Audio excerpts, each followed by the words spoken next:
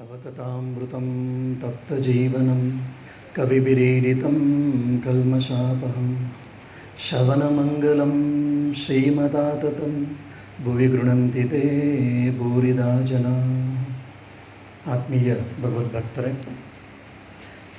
Master ಮಹಾಶಯನ ಶ್ರದ್ಧೆ, ಭಕ್ತಿ, ಅವನ ಸಾಧನೆ ಹೇಗಿತ್ತು ಅಂತ ಹೇಳಿ ಹಿಂದಿನ ಉಪನ್ಯಾಸದಲ್ಲಿ ನೋಡಿತ್ತು. ಅದರಲ್ಲಿ ಈ ಬ್ರಹ್ಮಗ್ರಂಥಿ, ವಿಷ್ಣು ಗ್ರಂಥಿ ಮತ್ತು ರುದ್ರಗ್ರಂಥಿ ಬಗ್ಗೆ ಕೂಡ ನಾನು ಮಾತಾಡಿದ್ದೆ. ಹಲವಾರು ಜನಕ್ಕೆ ಅದು ಚೆನ್ನಾಗಿದೆ ಅಂತ ಕೂಡ ಅನಿಸಿತ್ತು. ಮತ್ತು ಷೋಡಶಿ ಪೂಜೆ ಬಗ್ಗೆ ಕೂಡ ಮಾತಾಡಿದ್ದೆ. ಅದನ್ನು ಕೂಡ ತಿಳ್ಕೊಳ್ಬೇಕು ಅಂತ ಹಲವಾರು ಜನ ಕೇಳ್ತಾ ಇದ್ದರು. ಪ್ರಾಯಶಃ ದಿವ್ಯತೆಯ ಕೃಪೆ ಏನಾದರೂ ಆದರೆ ಈ ತಿಂಗಳ ಕೊನೆಯ ಉಪನ್ಯಾಸದಲ್ಲಿ, ಈ 4 ಉಪನ್ಯಾಸ ಸರಿ ನಂದೇ ಇರೋದ್ರಿಂದ ಈ ಭಾನುವಾರದ ಕೊನೆಯ ಭಾನುವಾರದಲ್ಲಿ ಆ ಷೋಡಶಿ ಪೂಜೆ ಬಗ್ಗೆ ಮತ್ತು ಈ 3 ಗ್ರಂಥಿಗಳ ಬಗ್ಗೆ ಸ್ವಲ್ಪ ವಿಚಾರವನ್ನು ಮಾಡುವಂಥ ಪ್ರಯತ್ನವನ್ನು ಮಾಡೋಣ. ಎಷ್ಟು ಜನಕ್ಕೆ ಅದು ಲಿಂಕ್ ಸಿಗ್ತೋ ಇಲ್ವೋ ಅಂತ ನನಗೆ ಗೊತ್ತಿಲ್ಲ. ಯಾಕಂದರೆ ಉಪನ್ಯಾಸ ಆದಮೇಲೆ ರಾತ್ರಿ ನಾನು ಯೋಚನೆ ಮಾಡ್ತಾ ಇದ್ದೆ. ಇದೆಲ್ಲ ಹೇಳಿದಂಥ ವಿಚಾರಗಳು ಚೆನ್ನಾಗಿದೆ, ಆದರೆ ಸ್ವಾಮೀಜಿ ಈ ವಿಚಾರಗಳನ್ನು ಯಾಕೆ ತಂದರು, ಅಲ್ಲೇನದ್ರ ಬಗ್ಗೆ ಉಲ್ಲೇಖ ಇರಲಿಲ್ಲ ಅಂತ ಎಷ್ಟೋ ಜನಕ್ಕೆ ಪ್ರಶ್ನೆ ಬರ್ಬೋದು. ಏನೋ ಸ್ವಾಮೀಜಿ ಗೊತ್ತಿತ್ತಲ್ಲ ಅದಕ್ಕೆ ಹೇಳಿಬಿಟ್ಟಿದ್ರೇನೋ ಅಂತ ಅನ್ನಿಸೋಂಥ ಕೆಲವ್ರಿಗೂ ಬಂದಿರ್ಬೋದು. ಯಾಕೆ ಅಂತಂದರೆ, ಸಾಧನೆ ಮಾಡುವಂಥ ಸಮಯದಲ್ಲಿ ನಾವೆಷ್ಟೋ ಬಾರಿ ಎಷ್ಟೇ ಸಾಧನೆಯನ್ನು ಮಾಡಿದ್ರೂ ಕೂಡ ಭಗವಂತನ ಕೃಪೆ ಇಲ್ಲದೆ, ಗುರುವಿನ ಕೃಪೆ ಇಲ್ಲದೆ, ಆದಿಶಕ್ತಿಯ ಕೃಪೆ ಇಲ್ಲದೆ ಇದ್ದರೆ ನಮಗೆ ಮೋಕ್ಷ ಮುಕ್ತಿ ಬಂಧನ, ಮೋಕ್ಷ ಮುಕ್ತಿ ಸಿಗೋದಿಲ್ಲ, ಬಂಧನ ನಮಗೆ ಕಳಿಸ್ಕೊಳ್ಳೋದಿಲ್ಲ. ಯಾಕೆ ಈ ಪಾಯಿಂಟು, ಈ ಅಂಶ ಯಾಕೆ ನಮಗೆ ಸಾಧಕರಿಗೆ ಬಹಳ ಪ್ರಮುಖವಾದದ್ದು ಅಂತಂದರೆ, ನಮಗೆ ಸಾಮಾನ್ಯವಾಗಿ ಈ ಬಾಟರ್ ಸಿಸ್ಟಮ್ ಅಂತ ಹೇಳ್ತಾರೆ, ವ್ಯಾಪಾರ ಮನೋಭಾವ. ನಾನಿಷ್ಟು ಸೇವೆ ಮಾಡಿದೆ, ನೀನು ನನಗೆ ಏನಾದರೂ ಕೊಡಬೇಕು. ನಾನು ಇಷ್ಟು ಗಂಟೆಗಳ ಕಾಲ ದುಡ್ದೆ, ನೀನಿಷ್ಟು ನನಗೆ ದುಡ್ಡನ್ನು ಕೊಡಬೇಕು. ನಾನು ಇಷ್ಟು ನಿನ್ನ ಚೆನ್ನಾಗಿ ನೋಡಿಕೊಂಡೆ, ನೀನು ನನ್ನ ಚೆನ್ನಾಗಿ ನೋಡ್ಕೊಳ್ಬೇಕು. ಈ ರೀತಿಯಾದಂತಹ ಕ್ರಿಯೆ ಮತ್ತು ಪ್ರಕ್ರಿಯೆಗಳನ್ನು ನಾವು ಆಲೋಚನೆ ಮಾಡ್ತಾ ಇರ್ತೀವಿ ಲೌಕಿಕ ಜೀವನದಲ್ಲಿ. ಅದನ್ನೇ ಆಧ್ಯಾತ್ಮಿಕ ಜೀವನಕ್ಕೂ ಕೂಡ ಎಕ್ಸ್ಟೆಂಡ್ ಮಾಡಿಬಿಡ್ತೀವಿ ಕೆಲವೊಮ್ಮೆ. ನಾನು ಭಗವನ್ ನಾಮ ಜಪವನ್ನು ಇಷ್ಟು 1000 ಜಪವನ್ನು ನಾನು ಇವತ್ತು ಮಾಡಿದೆ, ಇಲ್ಲ ಇಷ್ಟು ತಿಂಗಳಿಂದ ಮಾಡ್ಕೊಂಬಂದೆ, ಇಷ್ಟು ವರ್ಷಗಳಿಂದ ಮಾಡ್ಕೊಂಬಂದೆ, ಹಾಗಾಗಿ ಭಗವಂತ ನಮಗೆ ಮೋಕ್ಷವನ್ನು ಕೊಡಬೇಕು, ಮುಕ್ತಿಯನ್ನು ಕೊಡಬೇಕು ಅಂತೇಳಿ ಲೆಕ್ಕಾಚಾರದ ಬುದ್ಧಿ ನಮಗೆ ಎಷ್ಟೋ ಬಾರಿ ಇರ್ತದೆ.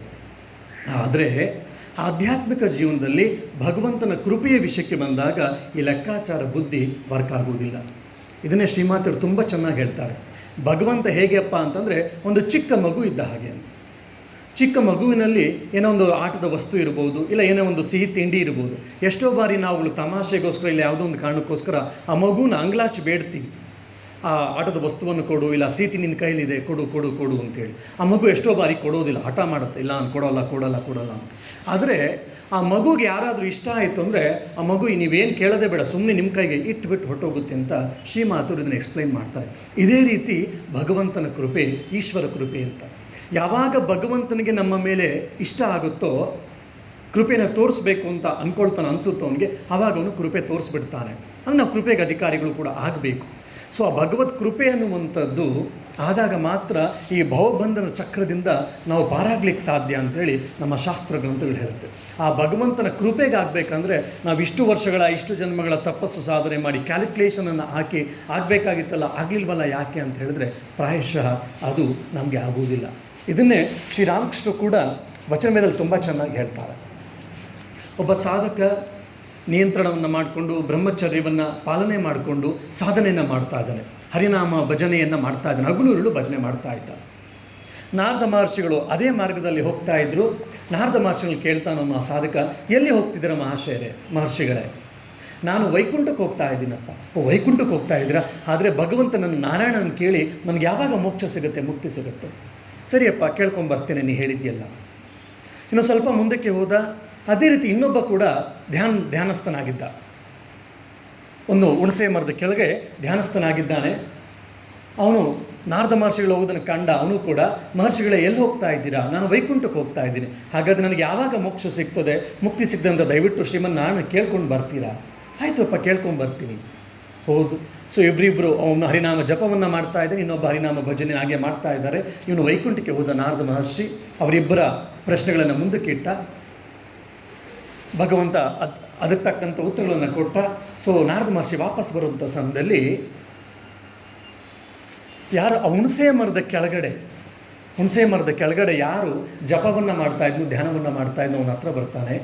ಅವಾಗ ಅವನು ಕೇಳ್ತಾನೆ, ಮಹರ್ಷಿಗಳೇ, ಭಗವಂತನನ್ನು ಕಂಡ್ರ, ನಾರಾಯಣನ ಕಂಡ್ರ, ಅವನೇನು ಹೇಳ್ದ, ನೋಡಪ್ಪ ಈ ಹುಣಸೆ ಮರ ಇದೆಯಲ್ಲ, ಹೌದು ಈ ಹುಣಸೆ ಮರದಲ್ಲಿ ಹುಣಸೆ ಎಲೆ ಇದೆಯಲ್ಲ, ಆ ಎಲೆಯಲ್ಲಿ ಒಂದು ಸಣ್ಣ ಸಣ್ಣ ಎಲೆ ಇದೆಯಲ್ಲ, ಅದು ಎಷ್ಟು ಎಲೆಗಳಿದೆಯೋ ಅಷ್ಟು ಜನ್ಮ ಆದಮೇಲೆ ನಿನಗೆ ಮೋಕ್ಷ ಸಿಗ್ತದಂತೆ, ಮುಕ್ತಿ ಸಿಗ್ತದಂತೆ. ಆಹಾ, ಅಷ್ಟು ಜನ್ಮ ಆದಮೇಲೆ ನನಗೆ ಭಗವಂತ ಸಿಗ್ತಾನ, ಮೋಕ್ಷ ಸಿಗುತ್ತಾ? ಸರಿ, ಹಾಗಾದರೆ ಭಗವನ್ನಾಮ ಜಪವನ್ನು, ಭಗವನ್ನಾಮ ಧ್ಯಾನವನ್ನು ನಾನು ಮಾಡ್ತೀನಿ ಅಂತ. ಅವ್ನಿಗೆ ಯಾವುದೇ ರೀತಿ ಬೇಜಾರಿಲ್ಲ. ಒಂದು ಹುಣಸೆ ಮರ ಆಲೋಚನೆ ಮಾಡಿ ಅದರಲ್ಲಿ ಸಣ್ಣ ಸಣ್ಣ ಎಲೆಗಳು ಎಷ್ಟು ಇರ್ತದೆ, ಸಹಸ್ರ ಇರ್ತದೆ, ಅಷ್ಟು ಜನ್ಮಗಳಾದಮೇಲೆ ಭಗವಂತನ ಕೃಪೆ ಆಗುತ್ತೆ, ಮೋಕ್ಷ ಸಿಗ್ತದೆ, ಮುಕ್ತಿ ಸಿಗ್ತದೆ ಅಂತ ಹೇಳಿದಾಗ ಕೂಡ ಅವ್ನಿಗೆ ಆಶ್ಚರ್ಯ ಆಯಿತು, ಆನಂದ ಆಯಿತು. ಅವ್ನಿಗೆ ಆಶ್ಚರ್ಯ ಆಗಲಿಲ್ಲ, ಆನಂದ ಆಯಿತು. ಸರಿ, ಭಗವಂತನ ಕೊನೆಗೂ ಸಿಗ್ತಾನಂತ ಖಾತ್ರಿ ಸಾಕು ನನಗೆ ಅಂತೇಳಿ ಅವನ ಧ್ಯಾನವನ್ನು ಮುಂದುವರಿಸ್ತೀನಿ ಅಂತ ಯೋಚನೆ ಮಾಡಿದಾಗ ಭಗವಂತನಿಗೆ ಪ್ರತ್ಯಕ್ಷನಾಗಿ ಮೋಕ್ಷವನ್ನು ಕೊಟ್ಬಿಟ್ಟ. ಯಾಕಂದರೆ ಅವನಿಗೆ ಆಧ್ಯಾತ್ಮಿಕ ಸಾಧನೆ ಅನ್ನೋದು ಒಂದು ಬರ್ಡನ್ ಆಗಿರಲಿಲ್ಲ, ಆಧ್ಯಾತ್ಮಿಕ ಸಾಧನೆ ಅನ್ನೋದು ಒಂದು ಹೊರೆಯಾಗಿರಲಿಲ್ಲ.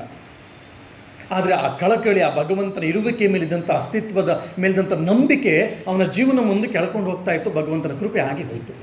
ಅದೇ ಇನ್ನೊಬ್ಬ ಭಗವಂತನ ನಾಮಗುಣ ಕೀರ್ತನೆ ಏನು ಮಾಡ್ತಾ ಇದ್ನೋ ಅವನು ಕೇಳ್ತಾನೆ, ಪ್ರಾಯಶಃ 4 ಜನ್ಮನೋ 6 ಜನ್ಮನೋ 7 ಜನ್ಮನೋ 2 ಜನ್ಮನೋ ಎಷ್ಟೋ ಹೇಳ್ತಾರೆ, ಇನ್ನೂ ಅಷ್ಟು ಜನ್ಮ ಇರಬೇಕಂತ. ಮತ್ತು ನಾನು ಎಲ್ಲ ಸಂಸಾರವನ್ನು ಬಿಟ್ಟು ಈ ಜಗತ್ತಿನ ಆಸೆ ಆಕಾಂಕ್ಷೆಗಳನ್ನೆಲ್ಲ ಬಿಟ್ಟು ಬದಿಗಿಟ್ಟು ನಾನು ಅದನ್ನು ನಿಗ್ರಹವನ್ನು ಮಾಡಿಕೊಂಡು ಭಗವಂತನಿಗೋಸ್ಕರ ಜೀವನವನ್ನು ಮಾಡ್ತಾ ಇದ್ದೆ. ಇನ್ನೂ 2 ಜನ್ಮನೋ 4 ಜನ್ಮನೋ 6 ಜನ್ಮನೋ ಆಗೋದಿದ್ರೆ ಮತ್ತು ನಾನೇ ಯಾಕೆ ಇದನ್ನೆಲ್ಲ ಬಿಟ್ಕೊಂಡು ಕೂತ್ಕೊಳ್ಳಿ, ನಾನು ಎಂಜಾಯ್ ಮಾಡ್ತೀನಿ, ಜಗತ್ತನ್ನ ಎಂಜಾಯ್ ಮಾಡ್ತೀನಿ ಅಂತ ಅವನ ಹರಿನಾಮ ಸ್ಮರಣೆಯನ್ನು ಬಿಟ್ಟು ಜಗತ್ತಿಗೆ ಹೊರಟೋಗ್ತಾರೆ. ಯಾಕೆ? ಎಂಜಾಯ್ ಮಾಡಲಿಕ್ಕೆ.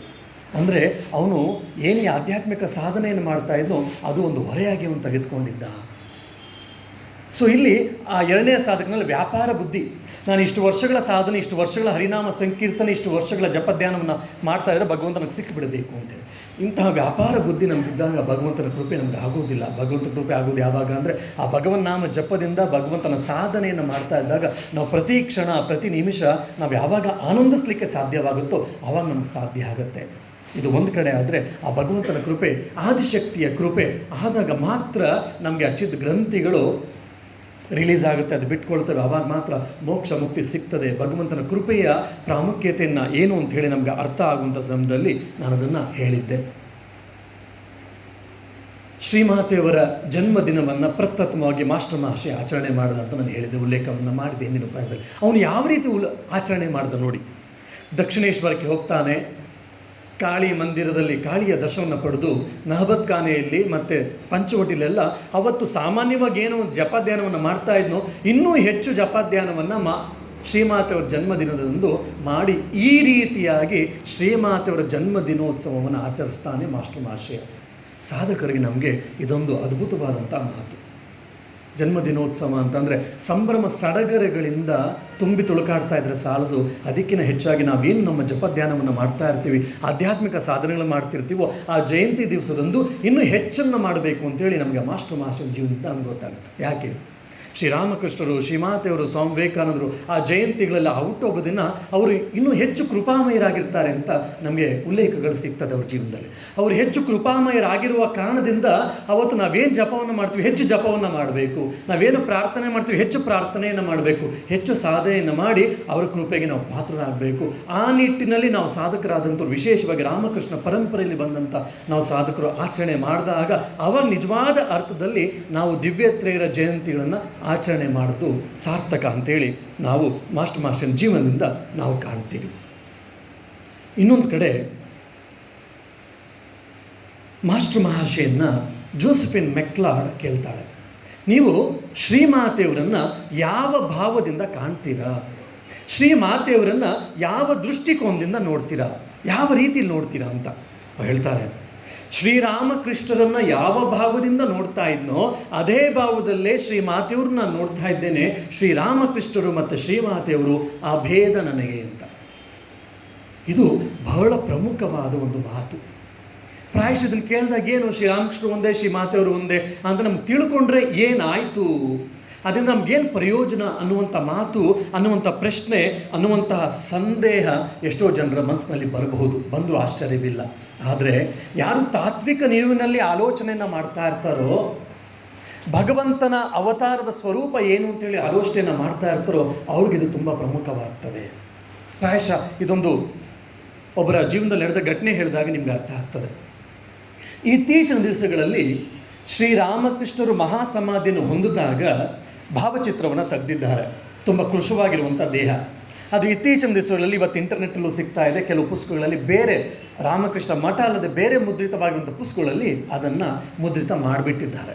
ಆದರೆ ರಾಮಕೃಷ್ಣ ಸಂಘ ಒಂದು ನಿಲುವನ್ನು ತೆಗೆದುಕೊಂಡಿದೆ, ಪಾಲಿಸಿ ಡಿಸಿಷನ್ನ ಮಾಡಿದೆ. ಶ್ರೀರಾಮಕೃಷ್ಣರ ಮಹಾಸಮಾಧಿಯನ್ನು ಹೊಂದಿದಾಗ ತೆಗೆದಂಥ ಭಾವಚಿತ್ರ ಏನಿದೆ ಅದನ್ನು ನಾವೆಲ್ಲೂ ಮುದ್ರಣ ಮಾಡಬಾರ್ದು ಅಂತೇಳಿ ಒಂದು ಡಿಸಿಷನ್ ನಾವು ತೆಗೆದುಕೊಂಡಿದ್ದೀವಿ, ನಿರ್ಧಾರವನ್ನು ಮಾಡಿದ್ದೀವಿ. ಹಾಗಾಗಿ ರಾಮಕೃಷ್ಣ ಮಠದ ಯಾವುದೇ ಪುಸ್ತಕಗಳಲ್ಲಿ ನೀವು ಅದನ್ನು ನೋಡಲ್ಲ. ಆದರೆ ತುಂಬ ಹಿಂದೆ 70-80 ವರ್ಷದ ಹಳೆಯ ಪುಸ್ತಕಗಳನ್ನು ನೋಡಿದಾಗ ಅಲ್ಲಿ ಆ ಪುಸ್ತಕವನ್ನು, ಅಲ್ಲಿ ಶ್ರೀರಾಮಕೃಷ್ಣ ಇದನ್ನು ನೋಡ್ತಾರೆ. ಒಬ್ಬ ಸಾಧಕ ಶ್ರೀರಾಮಕೃಷ್ಣರ ಮಂತ್ರದೀಕ್ಷೆಯ ಮೂಲಕ ಮಂತ್ರವನ್ನು ಪಡ್ಕೊಂಡು ಅವನು ಸಾಧನೆಯನ್ನು ಮಾಡ್ತಾ ಇದ್ದಾನೆ. ಶ್ರೀರಾಮಕೃಷ್ಣರು ದೇಹವನ್ನು ಬಿಟ್ಟಾಗ ಅವರ ಭಾವಚಿತ್ರವನ್ನು ತೆಗೆದಿದ್ರು ಅಂತ ಅವನಿಗೆ ಗೊತ್ತೇ ಇರಲಿಲ್ಲ. ಅಕಸ್ಮಾತಾಗಿ ಯಾವುದೋ ಒಂದು ಪುಸ್ತಕ ಸಿಕ್ತು, ಹಳೆಯ ಪುಸ್ತಕವನ್ನು ಯಾವುದು ಅಂತ ತೆಗೆದು ನೋಡಿದಾಗ ಅಕಸ್ಮಾತಾಗಿ ಹಠಾತ್ತಾಗಿ ಈ ಶ್ರೀರಾಮಕೃಷ್ಣರು ಕೃಶವಾಗಿದ್ದಂತಹ ಅವರ ಮಹಾಸಮಾಧಿ ಒಂದಾಗ ಏನು ಭಾವಚಿತ್ರವನ್ನು ತೆಗೆದಿದ್ರು ಅದನ್ನು ನೋಡಿಬಿಟ್ಟ. ನೋಡಿದ ತಕ್ಷಣ ಅವನ ಮನಸ್ಸಿನಲ್ಲಿ ಒಂದು ಆಘಾತವಾಯಿತು. It was a mental accident for him. ಮನಸ್ಸಿನ ಆಘಾತ ಆಯಿತು. ನಾನು ಒಬ್ಬ ವ್ಯಕ್ತಿಯನ್ನು ಅವತಾರ ಪುರುಷ ಅಂತ ಪೂಜೆ ಮಾಡ್ತಾ ಅವರನ್ನು ದೇವರು ಅಂತ ಹೇಳಿ, ಯಾರೋ ರಾಮನಾಗಿದ್ನೋ ಯಾರು ಕೃಷ್ಣನಾಗಿದ್ನೋ ಅವನೇ ರಾಮಕೃಷ್ಣನಾಗಿ ಬಂದಿದ್ದಾನೆ ಅಂತ ನಾವೆಲ್ಲ ಪೂಜೆ ಮಾಡ್ತಾ ಇದ್ದ ಅವತಾರ ಪುರುಷ ಇವನೇನಾ ಅವನು ಅಂತ ಒಂದು ದೊಡ್ಡ ಪ್ರಶ್ನೆ ಬಂತು. ಇಮ್ಮಿಡಿಯೇಟ್ ಅವನು ಗೊತ್ತಿಲ್ಲದೆ ಪುಸ್ತಕವನ್ನು ಮುಡ್ಚಿದ. ಅವನ ಮನಸ್ಸು ಪೂರ್ತಿಯಾಗಿ ಸಂಪೂರ್ಣವಾಗಿ ಬ್ಲ್ಯಾಂಕ್ ಆಗೋಯ್ತು. 5 ನಿಮಿಷಗಳ ಕಾಲ ಅವ್ನಿಗೆ ಏನು ಮಾಡಬೇಕು, ಏನು ಆಲೋಚನೆ ಮಾಡಬೇಕು, ಏನು ಅಂತ ಏನೂ ಗೊತ್ತಾಗ್ತಿಲ್ಲ. ಅವನ ಇಡೀ ಮನಸ್ಸು ಬ್ಲ್ಯಾಂಕ್ ಆಗೋಯ್ತು. ಯಾಕೆ?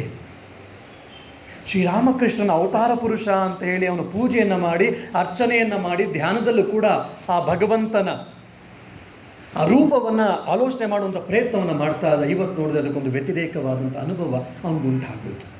5 ನಿಮಿಷ 10 ನಿಮಿಷಗಳ ಕಾಲ ನಿಧಾನವಾಗಿ ಅವನ ಮೈಯೆಲ್ಲ ಬೆವತು ಹೋಗಿತ್ತು. 5 ನಿಮಿಷ ಆದಮೇಲೆ ಶ್ರೀರಾಮಕೃಷ್ಣ ದೇವರು ಅನ್ನೋದು ಹೇಗೆ ಅಕ್ಸೆಪ್ಟ್ ಮಾಡಲಿ ಅನ್ನುವಂತಹ ಪ್ರಶ್ನೆ ಅವನನ್ನು ಕಾಡಲಿಕ್ಕೆ ಪ್ರಾರಂಭ ಆಯಿತು. ಮತ್ತು ಅವನೇ ಆಲೋಚನೆ ಮಾಡ್ತಾ, ಮತ್ತು ಹಿರಿಯರ ಸನ್ಯಾಸಿಗಳ ಅವ್ರ ಜೊತೆ ಮಾತನಾಡಿದಾಗ ಅವ್ರು ಹೇಳ್ತಾರೆ, ಅವನಿಗೂ ಕೂಡ ಇದು ಅರ್ಥ ಆಗ್ತದೆ. ಶ್ರೀರಾಮಕೃಷ್ಣರು ಅಂತಂದರೆ ಅದು ಒಂದು ದೇಹ ಮಾತ್ರವಲ್ಲ. ಶ್ರೀರಾಮಕೃಷ್ಣರು ಅಂದರೆ ಯಾವುದೋ ಒಂದು ತಾತ್ವಿಕ ನಿಲುವನ್ನು ಅವರು ವ್ಯಕ್ತಪಡಿಸಿದ್ದು. ಇನ್ನು ಸ್ವಾಮಿ ವಿವೇಕಾನಂದರು ಬರೆದಿರುವಂಥ ಓಂ ರೀಂ ಋತಮ್ ಅಲ್ಲಿ ತೆಗೆದುಕೊಂಡಾಗ ಅಪ್ರಪ್ರಥಮವಾದ ಸಾಲೆ, ಓಂ ರೀಂ ಋತಂ ತ್ವಮಚಲೋ ಗುಣಜೀತ್ ಗುಣೇಭ್ಯ. ಅವನು ಯಾರು? ಅವನು ಓಂಕಾರ ಸ್ವರೂಪಿ, ಪ್ರಣವ ಸ್ವರೂಪಿ ಅಂದರೆ ಪರಬ್ರಹ್ಮ ಸ್ವರೂಪಿ. ಇನ್ ರೀಂ ಶಕ್ತಿ ಬೀಜಾಕ್ಷರ, ಆದಿಶಕ್ತಿ ಅಂತ ನಾವೇನು ಕೇಳ್ತೀವೋ ಮಹಾಮಾಯ ಅಂತ ಹೇಳ್ತೀವೋ, ಆ ಮಹಾಮಾಯ ಸ್ವರೂಪ ಯಾರು? ಭಗವಾನ್ ಶ್ರೀರಾಮಕೃಷ್ಣ. ಆದಿಶಕ್ತಿಯ ಸ್ವರೂಪ ಯಾರು? ಭಗವಾನ್ ಶ್ರೀರಾಮಕೃಷ್ಣ. ಓಂ ರೀಂ ಋತಂ ಅಂತಂದರೆ ಕಾಸ್ಮಿಕ್ ಲಾ ಅಂತ. ಇಡೀ ಜಗತ್ತು ನಡೀತಾ ಇರುವಂಥದ್ದು ಯಾವುದರಿಂದಪ್ಪ ಅಂದರೆ ಈ ಋತಮ್ ಅನ್ನುವಂಥ ಆಧಾರ, ಇದು ಸ್ಥಾಯಿ ಅಂತ ಹೇಳ್ತಾರೆ. ಸೊ ಇಡೀ ಜಗತ್ತಿನ ಆಧಾರ ಸ್ವರೂಪ ಯಾರಪ್ಪ ಅಂತಂದರೆ ಈ ಭಗವಾನ್ ಶ್ರೀರಾಮಕೃಷ್ಣ ಅಂತ. ಈ 3 ಪದದಲ್ಲಿ ಸ್ವಾಮಿ ವಿವೇಕಾನಂದರು ತುಂಬ ಚೆನ್ನಾಗಿ ಅರ್ಥವನ್ನು ಮಾಡಿಸಿದ್ದಾರೆ. ಯಾವಾಗ ಇದೆಲ್ಲ ಅರ್ಥ ಆಯಿತೋ ಆವಾಗ ಶ್ರೀರಾಮಕೃಷ್ಣರ ಬಗ್ಗೆ ಅವನ ನಿಲುವು, ಶ್ರೀರಾಮಕೃಷ್ಣರ ಬಗ್ಗೆ ಅವನಿಗಿದ್ದಂಥ ಕಲ್ಪನೆಯೇ ಬದಲಾಗ್ತಾ ಹೊರಟೋಯ್ತು. ಆವಾಗ ಶ್ರೀರಾಮಕೃಷ್ಣ ಅಂದರೆ ಒಂದು ದೇಹವಲ್ಲ, ಶ್ರೀರಾಮಕೃಷ್ಣ ಅಂದರೆ ಅವರ ಪರಬ್ರಹ್ಮ ಸ್ವರೂಪಿ, ಇಡೀ ಸತ್ಯದ ಆಗರ, ಇಡೀ ಜಗತ್ತನ್ನು ನಡೆಸ್ಕೊಂಡು ಹೋಗ್ತಾ ಇದ್ದಾರೆ. ಅದರ ಮೂಲಭೂತ ಸ್ಥಾಯಿ, ಮೂಲಭೂತ ಆಧಾರ ಅಂತ ಗೊತ್ತಾದಾಗ ಶ್ರೀರಾಮಕೃಷ್ಣನ ಮೇಲೆ ಇದ್ದಂಥ ಅನುಭವ, ಶ್ರೀರಾಮಕೃಷ್ಣ ಮೇಲೆ ಇದ್ದಂಥ ಅವನ ದರ್ಶನ, ಶ್ರೀರಾಮಕೃಷ್ಣ ಮೇಲೆ ಇದ್ದಂಥ ನಿಲುವು ಬದಲಾಯ್ತಾವಾಗ.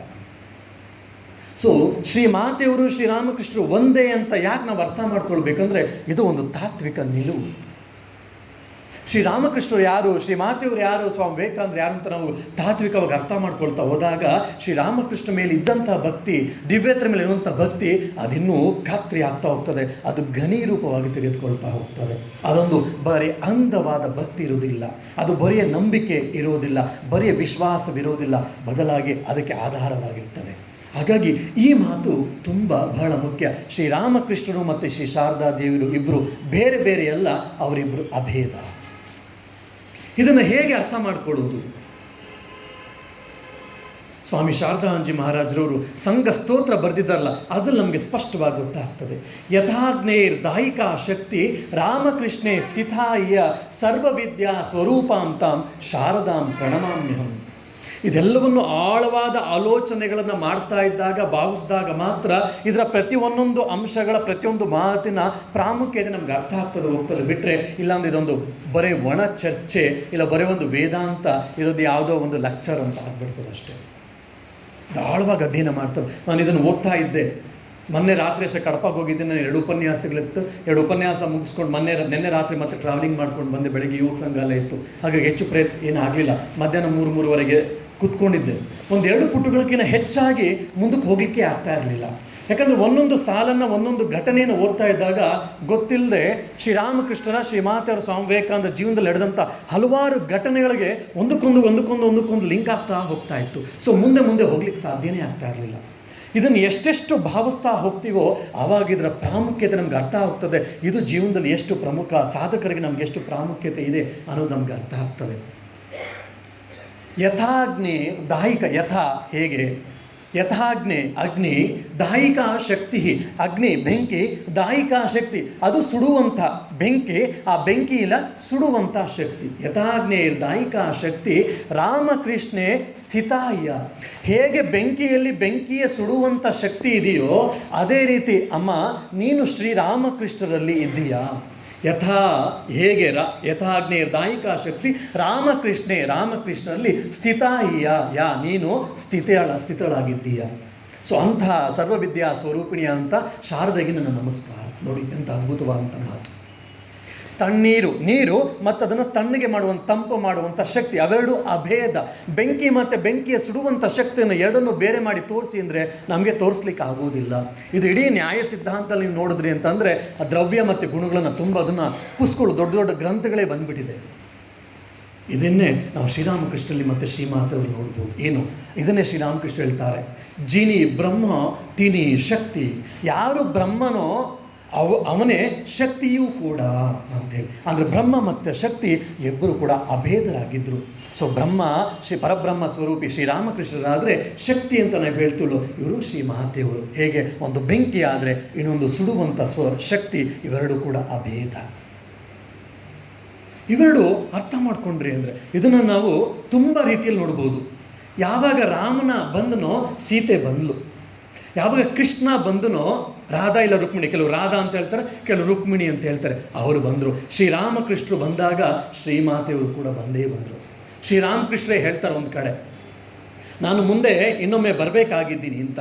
ಅವಾಗ ಶ್ರೀಮಾತೆ ಹೇಳ್ತಾರೆ, ನೀವು ಬೇಕಾದರೆ ಬನ್ನಿ, ನನ್ನ ಕೈಯಲ್ಲಿ ನನಗೆ ಸಾಕಪ್ಪ, ನಾನು ಬರೋಲ್ಲ ಈ ಜಗತ್ತಿಗೆ, ದುಃಖಮಯವಾದ ಜಗತ್ತಿಗೆ ನಾನು ಬರೋದಿಲ್ಲ, ನೀವು ಬೇಕಾದರೆ ಬನ್ನಿ ಅಂತ. ಶ್ರೀರಾಮಕೃಷ್ಣ ಹೇಳ್ತಾರೆ, ನಾನು ಬಂದರೆ ನೀನು ಎಲ್ಲೋಗ್ತೀಯ, ನೀನು ಬರಲೇಬೇಕು ಅಂತೇಳಿ. ಅವರು ಈ ಅಕ್ವೆಟಿಕ್ ಪ್ಲ್ಯಾಂಟ್ಸಿನ ಒಂದು ಎಕ್ಸಾಂಪಲ್ನ ಕೊಡ್ತಾರೆ. ಈ ಕುರ್ಚುಲ್ ಗಿಡದ ಥರ ಒಂದು ವಿಶೇಷವಾದಂಥ ಒಂದು ಗಿಡ, ಅದು ಎಷ್ಟಂದರೆ ಒಂದಕ್ಕೊಂದು ಗಿಡ ಹಣ್ಕೊಂಡಿರ್ತದೆ. ಆ ಒಂದು ಗಿಡದ ಒಂದು ತುದಿಯನ್ನು ನೀವು ಎಳೆದ್ರಿ ಅಂದರೆ ಒಂದಷ್ಟು ಅದ್ರ ಗುಂಪಿನ ಗಿಡದ ಅಷ್ಟು ಕೂಡ ನಿಮ್ಮ ಜೊತೆಗೆ ಬಂದುಬಿಡುತ್ತೆ. ಇದು ಸಾಮಾನ್ಯ ಕೆರೆಗಳು, ನೀರು ಯಾವಾಗ ಸ್ಟ್ಯಾಗ್ನೆಂಟ್ ವಾಟರ್ ಇರುತ್ತೋ ಅಂಥ ಕಡೆ ಬೆಳೆಯುವಂಥ ಗಿಡ. ಇದನ್ನು ಎಕ್ಸಾಂಪಲ್ ಕೊಡ್ತಾ ಶ್ರೀರಾಮಕೃಷ್ಣ ಹೇಳ್ತಾರೆ, ಆ ಹೇಗೆ ಒಂದು ಗಿಡದ ತುದಿಯನ್ನು ಎಳೆದ್ರೆ ಅಂದರೆ ಆ ಇಡೀ ಗಿಡಗಳ ಸಮೂಹವೇ ಬಂದುಬಿಡುತ್ತೋ, ಹಾಗೆ ನಾನು ಬಂದರೆ ನನ್ನ ಪರಿವಾರ ಎಲ್ಲ ಬರಬೇಕು, ಅದು ನೀನು ಒಬ್ಳು ಕೂಡ, ನೀನು ಬರಬೇಕು. ಇದನ್ನು ನಾವು ನೋಡಬಹುದು. ಬುದ್ಧ ಬಂದಾಗ ಯಶೋಧರ ಬಂದಳು, ಮಹಾವೀರ ಬಂದಾಗ ಯಶೋಧರ ಬಂದಳು, ಚೈತನ್ಯ ಮಹಾಪ್ರಭು ಬಂದಾಗ ಅವಳ ಹೆಂಡತಿ ಕೂಡ ಬಂದಳು. ಅಂದರೆ ಆ ಬ್ರಹ್ಮ ಮತ್ತು ಶಕ್ತಿ ಎರಡು ಒಟ್ಟೊಟ್ಟಿಗೆ ಯಾವಾಗಲೂ ಜಗತ್ತಿನಲ್ಲಿ ಅವತರಣವಾಗುತ್ತೆ. ಬ್ರಹ್ಮ ಇಲ್ಲದೆ ಶಕ್ತಿ, ಶಕ್ತಿ ಇಲ್ಲದೆ ಬ್ರಹ್ಮ ಅಪೂರ್ಣವಾಗುತ್ತೆ. ಇದು ಒಂದು ತಾತ್ವಿಕ ನಿಲುವು. ಇದನ್ನು ನಾವು ತುಂಬ ಚೆನ್ನಾಗಿ ಅರ್ಥ ಮಾಡ್ಕೊಳ್ಬೇಕಾಗತ್ತೆ. ಸ್ವಾಮಿ ಅಭೇದಾಂಜಮ ಪ್ರಕೃತಿಂ ಪರಮ, ಈ ಪ್ರಕೃತಿಂ ಪರಮವಂತೂ ಒಂದೊಂದು ಪದವನ್ನು ಆಲೋಚನೆ ಮಾಡ್ತಾ ಇದ್ರೆ ತುಂಬ ಅದ್ಭುತ. ಅಲ್ಲಿ ತದ್ಭಾವ ರಂಜಿತಾಕಾರಾಮ್ ಅಂತ ಬರ್ತದೆ. ಅಂದರೆ ತದ್ಭಾವ, ತದ್ ಅಂದರೆ ಯಾವುದು? ರಾಮಕೃಷ್ಣರ ಭಾವ. ತದ್ಭಾವ ರಂಜಿತಾಕಾರ, ನಿನ್ನ ಆಕಾರ ಹೇಗಿದೆ ಅಂದರೆ ರಾಮಕೃಷ್ಣರ ಭಾವದಲ್ಲಿ ನೀನು ಸ್ಥಿತಳಾಗಿದ್ದೀಯಾ, ಆ ರಾಮಕೃಷ್ಣ ಭಾವದನ್ನು ನೀನು ರಂಜಿಸ್ತಾ ಇದೀಯಾ. ಸೊ ರಾಮಕೃಷ್ಣರು ಬಿಟ್ಟರೆ ನಿನ್ನಲ್ಲಿ ಏನೂ ಇಲ್ಲ ಅಂತದ್ದು. ಈ ತದ್ಭಾವ ರಂಜಿತಾಕಾರಾಮ್ ಅಂತ ಹೇಳಿ ಅಭೇದಾಂಜಿ ಮಹಾರಾಜ್ ಹಾಡ್ತಾ ಇದ್ದ ಸಮಯದಲ್ಲಿ ಅವರು ತಲೆ ಎತ್ತಿ ನೋಡಿದಾಗ ಅವ್ರ ಅನುಭವದಲ್ಲಿ ಹೇಳ್ತಾರೆ, ತದ್ಭಾವ ರಂಜಿತಾಕಾರಂ ಅಂತ ಹೇಳುವಂಥ ಸಮಯದಲ್ಲಿ ನಾನು ತಲೆ ಎತ್ತಿ ನೋಡಿದಾಗ ಅಲ್ಲಿ ಶ್ರೀಮಾತೆಯವರು ಕಾಣಲಿಲ್ಲ, ಬದಲಾಗಿ ಶ್ರೀರಾಮಕೃಷ್ಣ ನನಗೆ ಕಂಡು. ಎಂಥ ಅದ್ಭುತ! ಇದೆಲ್ಲವೂ ಕೂಡ ಒಂದೊಂದು ಅಲೌಕಿಕವಾದ ಅನುಭವಗಳು. ಇದನ್ನೇ ಸ್ವಾಮಿ ಯೋಗಾಂಜಿ ಮಹಾರಾಜ್ ಹೇಳ್ತಾರೆ. ಯೋಗಾಂಜಿ ಮಹಾರಾಜು ಶ್ರೀಮಾತೆಯವರಿಂದ ಮಂತ್ರ ದೀಕ್ಷೆಯನ್ನು ಪಡೆದವರಲ್ಲಿ ಒಬ್ಬರು. ಅವ್ರು ಹೇಳ್ತಾರೆ, ಶ್ರೀರಾಮಕೃಷ್ಣ ದೇಹ ಸಮಾಧಿಯನ್ನು, ಮಹಾಸಮಾಧಿಯನ್ನು ಹೊಂದಿದ ಮೇಲೆ ಯಾವಾಗ ತೀರ್ಥಯಾತ್ರೆಗೆ ಹೋದಾಗ ಯೋಗಾನಂದಜಿ ಮಹಾರಾಜರು ಹೋಗಿರ್ತಾರೆ. ವಿಶೇಷವಾಗಿ ಇದು ಬೃಂದಾವನದಲ್ಲಿ ಶ್ರೀಮಾತೆಯವರು ಅತ್ಯಂತ ಉನ್ನತವಾದ ಅವಸ್ಥೆಯಲ್ಲಿ ಇದ್ದರು. ಅವ್ರು ಹೇಳ್ತಾರೆ, ಶ್ರೀಮಾತೆಯವರನ್ನು ನೋಡಿದಾಗ ಅವರು ತುಂಬ ಉನ್ನತವಾದ ಅವಸ್ಥೆಯಲ್ಲಿ ಇರ್ತಿದ್ರು. ಸಡನ್ನಾಗಿ ನೋಗ್ತಾಯಿದ್ರು, ಸಡನ್ನಾಗಿ ಅಳ್ತಾಯಿದ್ರು, ಸಡನ್ನಾಗಿ ಏನೇನೋ ಮಾಡ್ತಾಯಿದ್ರು. ಯಾಕಂದರೆ ಉನ್ನತವಾದ ಭಾವ ಸಮಾಧಿಯಲ್ಲಿದ್ದರು ಶ್ರೀಮಾತೆಯವರು. ಆಮೇಲೆ ಶ್ರೀಮಾತೆಯವರು ಒಂದೊಂದು ಚಲನವಲನವೂ ಕೂಡ ನೋಡಿದಾಗ ಅವರು ಶ್ರೀರಾಮಕೃಷ್ಣ ಅಂತ ಅನ್ನಿಸ್ತಾ ಇತ್ತು. ಶ್ರೀರಾಮಕೃಷ್ಣರು ಜೀವಿತ ಕಾಲದಲ್ಲಿ ಯಾವ ರೀತಿ ವ್ಯವಹರಿಸ್ತಾ ಇದ್ರು, ಅವರ ಬಾಡಿ ಲ್ಯಾಂಗ್ವೇಜ್ ಅಂತ ನಾವೇನು ಕರಿತೀವೋ ಅದು ಹೇಗಿತ್ತು, ಅದೇ ರೀತಿ ಶ್ರೀಮಾತೆಯವರು. ಶ್ರೀರಾಮಕೃಷ್ಣ ಹೇಗೆ ಎಲೆನ ಕಟ್ ಮಾಡ್ತಾ ಇದ್ರು ವೇಳೆದೆಲ್ಲ, ಅದೇ ರೀತಿ ಶ್ರೀಮಾತೆಯವರು ಕಟ್ ಮಾಡ್ತಾ ಇದ್ರು. ಯಾವ ರೀತಿ ಊಟ ಮಾಡ್ತಾ ಇದ್ರು ಶ್ರೀರಾಮಕೃಷ್ಣ, ಅದೇ ಥರ ಶ್ರೀಮಾತೆಯವರು ಊಟ ಮಾಡ್ತಾ ಇದ್ರು. ಯಾವ ರೀತಿ ಹೆಜ್ಜೆ ಹಾಕ್ತಾ ಇದ್ರು ಶ್ರೀರಾಮಕೃಷ್ಣರು, ಅದೇ ಥರ ಶ್ರೀಮಾತೆಯವರೇ ಹಾಕ್ತಾ ಇದ್ರು. ಸೊ ಆವಾಗ ಶ್ರೀಮಾತೆಯವರು ಶ್ರೀರಾಮಕೃಷ್ಣರು ಯಾವುದೇ ಭೇದ ಇಲ್ಲ ಅಂತ ನನಗೆ ಅನ್ನಿಸ್ತು. ಇಡೀ ಭಾವವೇ ಶ್ರೀಮಾತೆಯವರ ಭಾವ ಶ್ರೀರಾಮಕೃಷ್ಣ ಮಯವಾಗಿತ್ತು ಅಂತೇಳಿ ನಾವು ಹೇಳ್ತೀವಿ. ಇದನ್ನೇ ತುಂಬ ಚೆನ್ನಾಗಿ ನಿವೇದಿತಾ ಕೇಳ್ತಾಳೆ ಸ್ವಾಮೀಜಿನ. ಶ್ರೀರಾಮಕೃಷ್ಣರು ಕಾಳಿಯೇ ಮೊದಲು ಹೌದು ಅಂತ ಹೇಳಿ ಆಮೇಲೆ ಹೇಳ್ತಾರೆ, ಕಾಳಿ ಶ್ರೀರಾಮಕೃಷ್ಣರ ಮೂಲಕ ತನ್ನ ಕೆಲಸವನ್ನು ಮಾಡಿದ್ಲು. ಹಾಗಾದರೆ ನೀವು ಶ್ರೀರಾಮಕೃಷ್ಣರು ಕಾಳಿಯ ಸೇವೆಗೋಸ್ಕರ ನನ್ನನ್ನು ಅರ್ಪಿಸ್ಬಿಟ್ರು ಅಂತ ಹೇಳ್ತಾರೆ. ಇವೆಲ್ಲ ಒಂದೊಂದು ಮಾತು ಕೂಡ ತುಂಬ ಆಳವಾದ ಮಾತು. ಇದು ಪ್ರಾಯಶಃ ತುಂಬ ಆಳವಾದ ಚಿಂತನೆ, ಧ್ಯಾನವನ್ನು ಮಾಡಿದಾಗ ಇದರ ಒಳ ಅರ್ಥಗಳು ನಮ್ಗೆ ಅರ್ಥ ಆಗ್ತದೆ. ಇನ್ನು ಶ್ರೀರಾಮಕೃಷ್ಣ ಜೀವನದಲ್ಲಿ ನೋಡಿದಾಗ ಮಥುರನಾಥ್ ವಿಶ್ವಾಸ ಹುಕ್ಕವನ್ನು ಸೇರ್ತಾ ಕೂತ್ಕೊಂಡಾಗ ಶ್ರೀರಾಮಕೃಷ್ಣ ಓಡಾಡ್ತಾನೆ ಸಮಯದಲ್ಲಿ ಒಂದು ಸರಿ ಶ್ರೀರಾಮಕೃಷ್ಣ ಒಂದು ಕಡೆ ಹೋಗ್ತಾ ಇದ್ದ, ಒಂದು ಕಡೆ ಶಿವನಾಗಿ ಕಾಣ್ತಾರೆ, ಇನ್ನೊಂದು ಕಡೆ ಬರುವಂಥ ಸಮಯದಲ್ಲಿ ಕಾಳಿಯಾಗಿ ಶ್ರೀರಾಮಕೃಷ್ಣರು ಕಾಣಿಸ್ತಾರೆ. ಅಂದರೆ ಇಡೀ ಪರಬ್ರಹ್ಮ ಸ್ವರೂಪಿಯೇ ಅವನೇ. ಯಾರು ರಾಮನಾಗಿದ್ನೋ, ಯಾರು ಕೃಷ್ಣನಾಗಿದ್ದಾನೋ, ಯಾರು ಕಾಳಿಯಾಗಿದ್ರೋ, ಯಾರ್ಯಾರು ವಿವಿಧ ದೇವತಾ ಸ್ವರೂಪಿಗಳಾಗಿದ್ರೋ ಅವನೇ ಶ್ರೀರಾಮಕೃಷ್ಣನಾಗಿ ಅವತರಿಸಿ ಬಂದಿದ್ದಾನೆ. ಏನು ಸರ್ವದೇವ ದೈವಿ ಸ್ವರೂಪ ಶ್ರೀರಾಮಕೃಷ್ಣ ಅಂತ ನಾವು ರಚನೆ ಮಾಡ್ತೀವಲ್ಲ, ಅದು ಸುಮ್ಮನೆ ಒಂದು ತಾತ್ವಿಕ ಹಿನ್ನೆಲೆ ಅಲ್ಲ, ಇದು ಆನುಭಾವಿಗಳಿಂದ ಹೊರಬಂದಂಥ ಅನುಭವ ವಾಕ್ಯ. ಇದೆಲ್ಲ ನಮ್ಗೆ ಅರ್ಥ ಆದಾಗ ಶ್ರೀರಾಮಕೃಷ್ಣರು ಶ್ರೀಮಾತೆಯವರು ಯಾರು ಅಂತೇಳಿ ನಮ್ಗೆ ಇನ್ನೂ ಹೆಚ್ಚು ಒಳ ಇದರಲ್ಲಿ ಅರ್ಥ ಆಗ್ತಾ ಹೋಗ್ತದೆ. ಶ್ರೀರಾಮಕೃಷ್ಣ ಮೇಲಿರುವಂಥ ಕಲ್ಪನೆ ನಮಗಿನ್ನೂ ಘನೀಭೂತವಾಗ್ತಾ ಹೋಗುತ್ತೆ. ಯಾರಾದರೂ ಶ್ರೀರಾಮಕೃಷ್ಣರ ಬಗ್ಗೆ ಏನಾದರೂ ಮಾತಾಡೋದು, ಶ್ರೀರಾಮಕೃಷ್ಣ ಹಿಸ್ಟಾರಿಸಿಟಿ ಅಂತ ನಾವು ಹೇಳ್ತೀವಲ್ಲ, ಅದ್ರ ಬಗ್ಗೆ ಮುಂದೆ ಮಾತಾಡಿದ್ರು ಕೂಡ ನಮಗೇನು ಸಮಸ್ಯೆ ಆಗಲ್ಲ.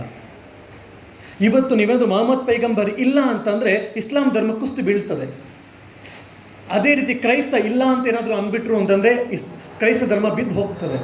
ಆದರೆ ಇವತ್ತು ರಾಮ ಇಲ್ಲ ಕೃಷ್ಣ ಇಲ್ಲ ಅಂದರೂ ಕೂಡ ಹಿಂದೂ ಧರ್ಮ ಬಿದ್ದು ಹೋಗೋದಿಲ್ಲ. ಯಾಕಂದರೆ ಹಿಂದೂ ಧರ್ಮ ಇವರು ಯಾರ ಮೇಲೂ ನಿಂತಿಲ್ಲ. ಹಿಂದೂ ಧರ್ಮ ನಿಂತಿರೋದು ತಾತ್ವಿಕ ನೆಲೆಯಲ್ಲಿ, ತತ್ವಗಳ ಆಧಾರದ ಮೇಲೆ. ಅದೇ ರೀತಿ ನಾಳೆ ಶ್ರೀರಾಮಕೃಷ್ಣರು ಹಾಗೆ ಹೀಗೆ ಅಂತೇಳಿ ಇದು ಪೌರಾಣಿಕ ಕಲ್ಪನೆ ಅಂತ ಮುಂದೊಬ್ಬ ಯಾರಾದರೂ ಮಾತಾಡಿದ್ರು ಕೂಡ ನಮ್ಗೆ ಸಮಸ್ಯೆ ಬರೋದಿಲ್ಲ ಶ್ರೀರಾಮಕೃಷ್ಣ ಭಕ್ತರಿಗೆ. ಯಾಕಪ್ಪ ಅಂದರೆ ನಾವು ಅದನ್ನು ಯಾರೂ ಸ್ವೀಕರಿಸಲ್ಲ. ಆದರೆ ಶ್ರೀರಾಮಕೃಷ್ಣರು ಅದೊಂದು ಬರೇ ದೇಹವಲ್ಲ, ಅದೊಂದು ತತ್ವಗಳ ಸಾಕಾರ ರೂಪ, ತತ್ವಗಳ ಆಗಾರ, ಸತ್ಯದ ಸ್ವರೂಪ, ಸತ್ಯದ ನೆಲೆ. ಅವನು ಪರಬ್ರಹ್ಮ ಸ್ವರೂಪ, ಪ್ರಣವ ಸ್ವರೂಪ. ಇನ್ನು ನಾವು ಭಾವಮುಖ ಶ್ರೀರಾಮಕೃಷ್ಣ ಇಲಾಪಸಂಗಲ್ಲಿ ನೋಡುವಂಥ ಭಾವಮುಖವನ್ನು ಅರ್ಥ ಮಾಡ್ಕೊಂಡ್ಬಿಟ್ರೆ ಶ್ರೀರಾಮಕೃಷ್ಣ ಉಪನಿಷತ್ತಲ್ಲಿ ಹೇಳುವಂಥ ಹಿರಣ್ಯಗರ್ಭ ಸೂಕ್ತವನ್ನು ನಾವೇನು ಓದ್ತೀವೋ ಅದೆಲ್ಲವನ್ನು ಕೂಡ ಶ್ರೀರಾಮಕೃಷ್ಣ ನಾವು ಕಾಣ್ಬೋದು ಭಾವಮುಖದಲ್ಲಿ. ಇದು ಹೇಳೋದಲ್ಲ, ಇದು ಒಂದೊಂದು ಆಳವಾಗಿ ಅಧ್ಯಯನ ಮಾಡ್ತಾ ಹೋದರೆ, ಚಿಂತನೆ ಮಾಡ್ತಾ ಹೋದರೆ ಇದು ಒಂದೊಂದು ಲಿಂಕ್ ಆಗ್ತಾ ಹೋಗುತ್ತೆ. ಅದಕ್ಕೆ ಶ್ರೀರಾಮಕೃಷ್ಣ ಬಗ್ಗೆ ಏನಾದರೂ ಬರೀರಿ ಅಂತ ಕೇಳಿ ಗಿರೀಶ್ ಚಂದ್ರ ಘೋಷ್, ಸ್ವಾಮಿ ವಿವೇಕಾನಂದ ಬಗ್ಗೆ ಕೇಳಿದಾಗ, ನೀನು ಬೇಕಾದರೆ ಹಿಮಾಲಯವನ್ನು ಪುಡಿ ಮಾಡು ಅಂತ ಹೇಳಿ ಮಾಡಿಬಿಡ್ತೀನಿ, ಇಡೀ ಸಮುದ್ರವನ್ನು ಹಿಂಗಿಸ್ಬಿಡು ಅಂತ ಹೇಳಿ ಮಾಡಿಬಿಡ್ತಾರೆ. ಶ್ರೀರಾಮಕೃಷ್ಣ ಬಗ್ಗೆ ಬರೀಲಿಕ್ಕೆ ಮಾತ್ರ ಹೇಳ್ಬೇಡ, ಅದೊಂದು ದುಸ್ಸರವಾದಂಥ ಕೆಲಸ, ಸಾಧ್ಯವಾಗದೆ ಅಂತ ಕೆಲಸ. ಯಾಕಂದರೆ ಎಲ್ಲಿಂದ ಪ್ರಾರಂಭ ಮಾಡೋದು ಶ್ರೀರಾಮಕೃಷ್ಣ ಬಗ್ಗೆ. ಹಾಗಾಗಿ ಶ್ರೀರಾಮಕೃಷ್ಣ ಬಗ್ಗೆ ಸ್ವಲ್ಪ ಅದು ಅರ್ಥ ಆಗಿತ್ತು ಅಂದರೆ ಅದು ವಿವೇಕಾನಂದರಿಗೆ. ಹೀಗೆ ಆಳವಾಗಿ ಅಧ್ಯಯನ ಮಾಡ್ತಾ, ಚಿಂತನೆಯನ್ನು ಮಾಡ್ತಾ, ಧ್ಯಾನವನ್ನು ಮಾಡ್ತಾ ಶ್ರೀರಾಮಕೃಷ್ಣಗೆ ಹೀಗೆ ಒಂದೊಂದು ಪುಟಗಳು, ಒಂದೊಂದು ಶಾಖೆಗಳು, ಒಂದೊಂದು ಬಾಗಿಲುಗಳು ಕೂಡ ಓಪನ್ ಆಗ್ತಾ ಹೋಗ್ತದೆ. ಸರಿ, ಜಾಸ್ತಿ ಓಪನ್ ಮಾಡೋದು ಬೇಡ. ಇನ್ನು ಶ್ರೀಮಾತೆಯವರೇ ಒಂದು ಕಡೆ ಹೇಳ್ತಾರೆ ತುಂಬ ಚೆನ್ನಾಗಿ. ಏನಂದರೆ ಠಾಕೂರರು ಹೇಳ್ತಾ ಇದ್ರು, ನಾನು ಶ್ರೀಮಾತೆಯವ್ರನ್ನ ಇಟ್ಕೊಂಡು ನನ್ನ ಎಲ್ಲ ಕೆಲಸಗಳನ್ನು ಅವಳ ಮೂಲಕ ಮಾಡ್ತಾ ಇದ್ದೆ ಅಂತ ಹೇಳಿ. ಅಂದರೆ ಶ್ರೀರಾಮಕೃಷ್ಣ ಸ್ವಯಂ ಹೇಳ್ತಾರೆ, ನನಗೂ ಮತ್ತು ಶಕ್ತಿಗೆ, ನನಗೂ ಮತ್ತು ಶ್ರೀಮಾತೆಯವ್ರಿಗೆ ಯಾವುದೇ ರೀತಿಯ ಭೇದವಿಲ್ಲ.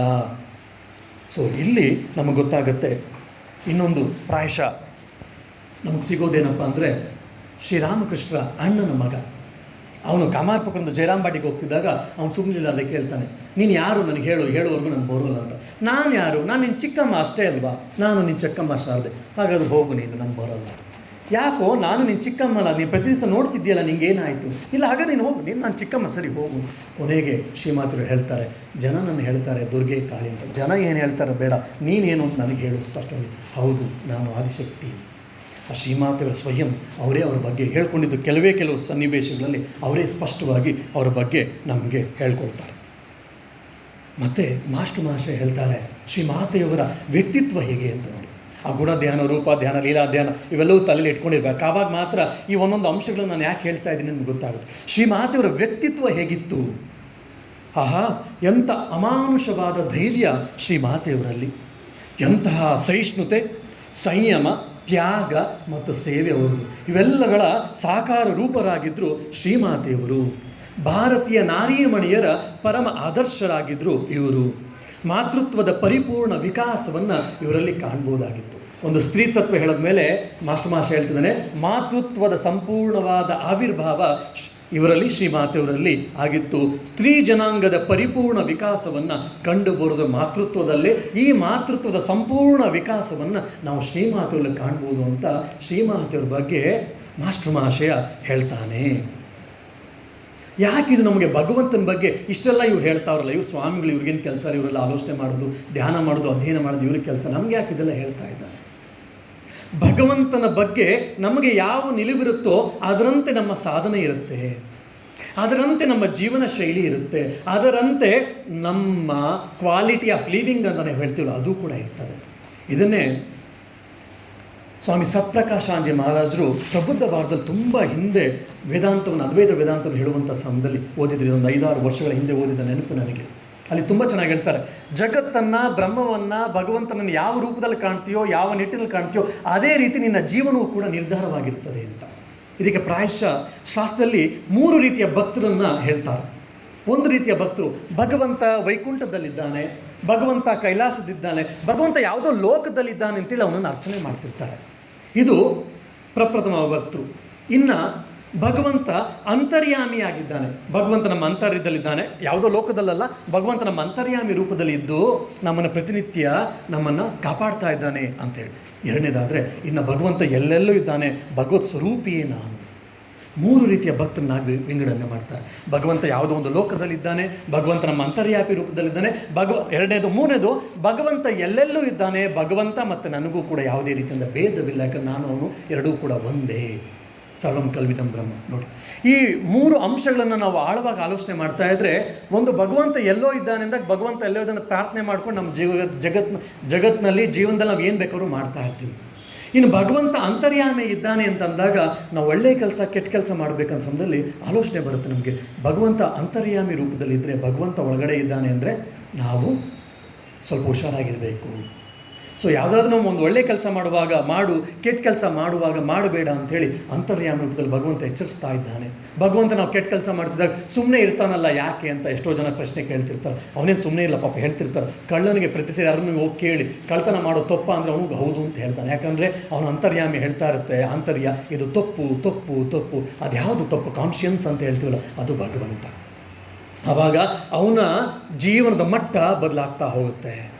ಇನ್ನು ಭಗವಂತ ಎಲ್ಲೆಲ್ಲೂ ಇದ್ದಾನೆ, ಭಗವಂತ ನನಗೂ ಅಭೇದ ಅಂತ ನನಗೇನಾದರೂ ಅರ್ಥ ಮಾಡಿಕೊಂಡೆ ಅಂದರೆ ನನ್ನಿಂದ ಯಾವುದೇ ರೀತಿಯ ತಪ್ಪು ಕೆಲಸಗಳು ಆಗಲಿಕ್ಕೆ ಸಾಧ್ಯವೇ ಇಲ್ಲ. ಇದೇ ಕನಕದಾಸರ ಜೀವನದಲ್ಲಿ ನಾವು ನೋಡ್ಬೋದು. ಬಾಳೆಹಣ್ಣಿನ ಕಥೆ ನಮಗೆಲ್ಲ ಗೊತ್ತು. ಸೊ ಭಗವಂತನ ಸ್ವರೂಪ ಏನು, ಭಗವಂತ ಏನು ಅಂತ ನಮ್ಗೆ ಅರ್ಥ ಮಾಡ್ಕೊಳ್ತಾ ಹೋದ್ವಿ ಅಂದರೆ, ಅದು ನಮ್ಗೆ ಚೆನ್ನಾಗಿ ಅರ್ಥ ಆದಂಗೆ ನಮ್ಮ ನಿಲುವು ಬದಲಾಗ್ತಾ ಹೋದಂಗೆ ನಮ್ಮ ಜೀವನವೂ ಕೂಡ ಬದಲಾಗ್ತಾ ಹೋಗ್ತಾರೆ. ಹಾಗಾಗಿ ಈ ಭಗವಂತ, ಇವರಿಬ್ಬರು ಅಭೇದ, ಇವುಗಳೆಲ್ಲ ಭಗವಂತನ ಸ್ವರೂಪವನ್ನು ನಾವು ತಿಳ್ಕೊಳ್ಬೇಕು. ಯಾಕೆ ಇದು ಬಹಳ ಪ್ರಮುಖವಾದದ್ದು, ಇದು ಪ್ರಾಮುಖ್ಯತೆ ನಮಗೆ ಸಾಧಕರಿಗೆ ಹೊಂದಿದೆ ಅಂತ ಅಂದರೆ, ಈ ಒಂದು ನಿಟ್ಟಿನಲ್ಲಿ ಶ್ರೀರಾಮಕೃಷ್ಣರಿಗೆ ಮತ್ತು ಶ್ರೀಮಾತೆಯವರಿಗೆ ಮಾಸ್ಟರ್ ಮಹಾಶಯನಿಗೆ ಯಾವ ಥರ ಭಕ್ತಿ ಇತ್ತಂದರೆ ಏಕಭಕ್ತಿ, ಏಕ ಮನದ ಭಕ್ತಿ ಅಂತ ಹೇಳ್ತಾರೆ ನೋಡಿ. ಹಾಗಾಗಿ ಅವನಿಗೆ ಶ್ರೀರಾಮಕೃಷ್ಣರ ಶ್ರೀಮಾತೆಯವರ ಕೃಪೆಗೆ ಒಳಗಾಗಿದ್ದ. ಅವನಿಗೆ ಶ್ರೀರಾಮಕೃಷ್ಣರು, ಶ್ರೀಮಾತೆ ಇವರು ಬಿಟ್ಟರೆ ಜಗತ್ತಿನಲ್ಲಿ ಅವನಿಗೆ ಇನ್ನೇನು ಕಾಣಿಸ್ತಾ ಇರಲಿಲ್ಲ. ಆದರೆ ಅದ್ಭುತವಾದ ಪರಮಾರ್ಥ ಸಾಧಕ ಇವನು, ನಿಜವಾದ ಅರ್ಥದಲ್ಲಿ ಮಹಾಶಯ ಸಾಧಕನಾಗಿದ್ದ. ಈ ರೀತಿಯಾದಂತಹ ಮನಸ್ಥಿತಿ ನಾವು ಯಾವಾಗ ಹೊಂತೀವೋ ಆವಾಗ ಭಗವಂತ ಕೃಪೆಯನ್ನು ಹೊಂತೀವಿ. ಆವಾಗ ನಮ್ಮ ಆಧ್ಯಾತ್ಮಿಕ ಜೀವನ ಬದಲಾಗ್ತದೆ, ಆಧ್ಯಾತ್ಮಿಕ ಸಾಧನೆಗಳು ಬದಲಾಗ್ತದೆ. ನಾವು ಜಗತ್ತಿನಲ್ಲಿದ್ದರೂ, ಪ್ರಪಂಚದಲ್ಲಿದ್ದರೂ, ಸಂಸಾರದಲ್ಲಿದ್ದರೂ ನಮ್ಮ ಜೀವನ ನಡೆಯುವಂಥ ಶೈಲಿ ಬದಲಾಗ್ತಾ ಹೋಗುತ್ತೆ. ಇಷ್ಟಕ್ಕೆ ನಿಂತಿರಲಿಲ್ಲ. ಶ್ರೀ ಮಾಸ್ಟರ್ ಮಹಾಶಯ, ಪತ್ನಿ ನಿಕುಂಜಾದೇವಿ, ಅವ್ರ ಮಕ್ಕಳು ಎಲ್ಲರೂ ಕೂಡ ಶ್ರೀರಾಮಕೃಷ್ಣರ ಮತ್ತು ಶ್ರೀಮಾತೆಯವರ ಪರಮ ಭಕ್ತರು ಇವರೆಲ್ಲ ಆಗಿಬಿಟ್ಟಿದ್ರು. ಇವರ ಶ್ರೀಮಾತೆಯವ್ರ ಜೊತೆ ತುಂಬ ಅತ್ಯಂತ ಹತ್ತಿರದಿಂದ ಇವರೆಲ್ಲರೂ ಕೂಡ, ನಿಕುಂಜಾದೇವಿಯವರ ಗಂಡ್ಮಕ್ಕಳು ಹೆಣ್ಮಕ್ಳು ಎಲ್ಲರೂ ಕೂಡ ಒಡನಾಡ್ತಾ ಇದ್ರು. ಇಡೀ ಸಂಸಾರವೇ ದಿವ್ಯತ್ರೆಯರ ಭಕ್ತರಾಗಿದ್ದರು. ಸೊ ದೈವಿ ಸಂಸಾರ ಅಂತ ನಾವೇನು ಹೇಳ್ತೀವಲ್ಲ ಅದನ್ನು ನಾವು ಕಾಣ್ಬೋದು ಮಾಸ್ಟರ್ ಮಹಾಶಯನ ಜೀವನದಲ್ಲಿ. ಈ ರೀತಿ ನಮ್ಗೆ ಯಾವಾಗ ಆಗುತ್ತೋ ಗಂಡ ಹೆಂಡತಿ ಮಕ್ಕಳೆಲ್ಲರೂ ಕೂಡ ಒಂದೇ ಏಕನಿಷ್ಠವಾಗಿ ಏಕಭಕ್ತಿಯಿಂದ ಒಂದೇ ಇಷ್ಟ ದೇವತೆಯನ್ನು ಸ್ವೀಕರಿಸಿ ಒಂದು ಸಂಪ್ರದಾಯಕ್ಕೆ ನಾವು ಯಾವಾಗ ಮಾಡ್ತೀವೋ ಆವಾಗ ಇಡೀ ಮನೆಯಲ್ಲೇ ವಾತಾವರಣ ಬದಲಾಗ್ತಾ ಹೋಗುತ್ತೆ. ನಮ್ಮ ಆಧ್ಯಾತ್ಮಿಕ ಸಾಧನೆಗಳು ತುಂಬ ಚೆನ್ನಾಗಿ ಆಗ್ತದೆ, ತುಂಬ ಮುಂದಕ್ಕೆ ಹೋಗಲಿಕ್ಕೆ ನಮಗೆ ಸಾಧ್ಯ ಆಗುತ್ತೆ. ಇಂತಹ ಒಂದು ದೈವಿ ಸಂಸಾರವನ್ನು ಮಾಸ್ಟರ್ ಮಹಾಶಯನ ಜೀವನದಲ್ಲೂ ಕೂಡ ನಾವು ಕಾಣಬಹುದು. ಇನ್ನು ಶ್ರೀರಾಮಕೃಷ್ಣರ ಹಿರಿಯ ಮಗ ಪ್ರಭಾಸ ಅಂತ ಅವನ ಹೆಸರು, ಆದರೆ ಅವನಿಗೆ ನಿಕ್ ನೇಮ್ ಇದ್ದಿದ್ದು ನಟಿ ಅಂತ. ಎಲ್ಲರೂ ನಟಿ ನಟಿ ನಟಿ ಅಂತ ಕರಿತಾ ಇದ್ರು. ಶ್ರೀಮಾತೆಯವ್ರ ಹತ್ರ ಒಮ್ಮೆ ಅವನು ಹೇಳ್ತಾನೆ, ಅಮ್ಮ ನೋಡು, ಶ್ರೀರಾಮಕೃಷ್ಣ ಮಾಸ್ಟರ್ ಮಹಾಶಯ ಹೇಳ್ತಾ ಇದ್ರು, ನೀನು ಈ ಮನೆಗೆ ಸೇರಿದ್ರಿಂದ, ನಿಕುಂಜಾದೇವಿಗೆ ನೀನು ಈ ಮನೆಗೆ ಸೇರಿದ್ರಿಂದ ನಿನಗೆ ಶ್ರೀಮಾತೆಯವರ ಕೃಪೆಗೆ ಪಾತ್ರಳಾದೆ, ಶ್ರೀರಾಮಕೃಷ್ಣ ಕೃಪೆಗೆ ಪಾತ್ರಳಾದೆ ಅಂತೇಳಿ ಮಾಸ್ಟರ್ ಮಹಾಶಯ ಅವರೊಬ್ಬರು ಮಗನು ಯಾರೋ ಒಬ್ಬರು ನಿಕುಂಜಾದೇವಿಗೆ ಹೇಳ್ತಾ ಇದ್ರು ಅಂಥೇಳಿ ಅವನು ಪ್ರಭಾಸ ಬಂದು ಶ್ರೀಮಾತೆಯವ್ರ ಹತ್ರ ಹೇಳ್ತಾನೆ. ಇದನ್ನು ಕೇಳಿ ಶ್ರೀಮಾತೆಯವರೇನು ಮಾತಾಡಲ್ಲ.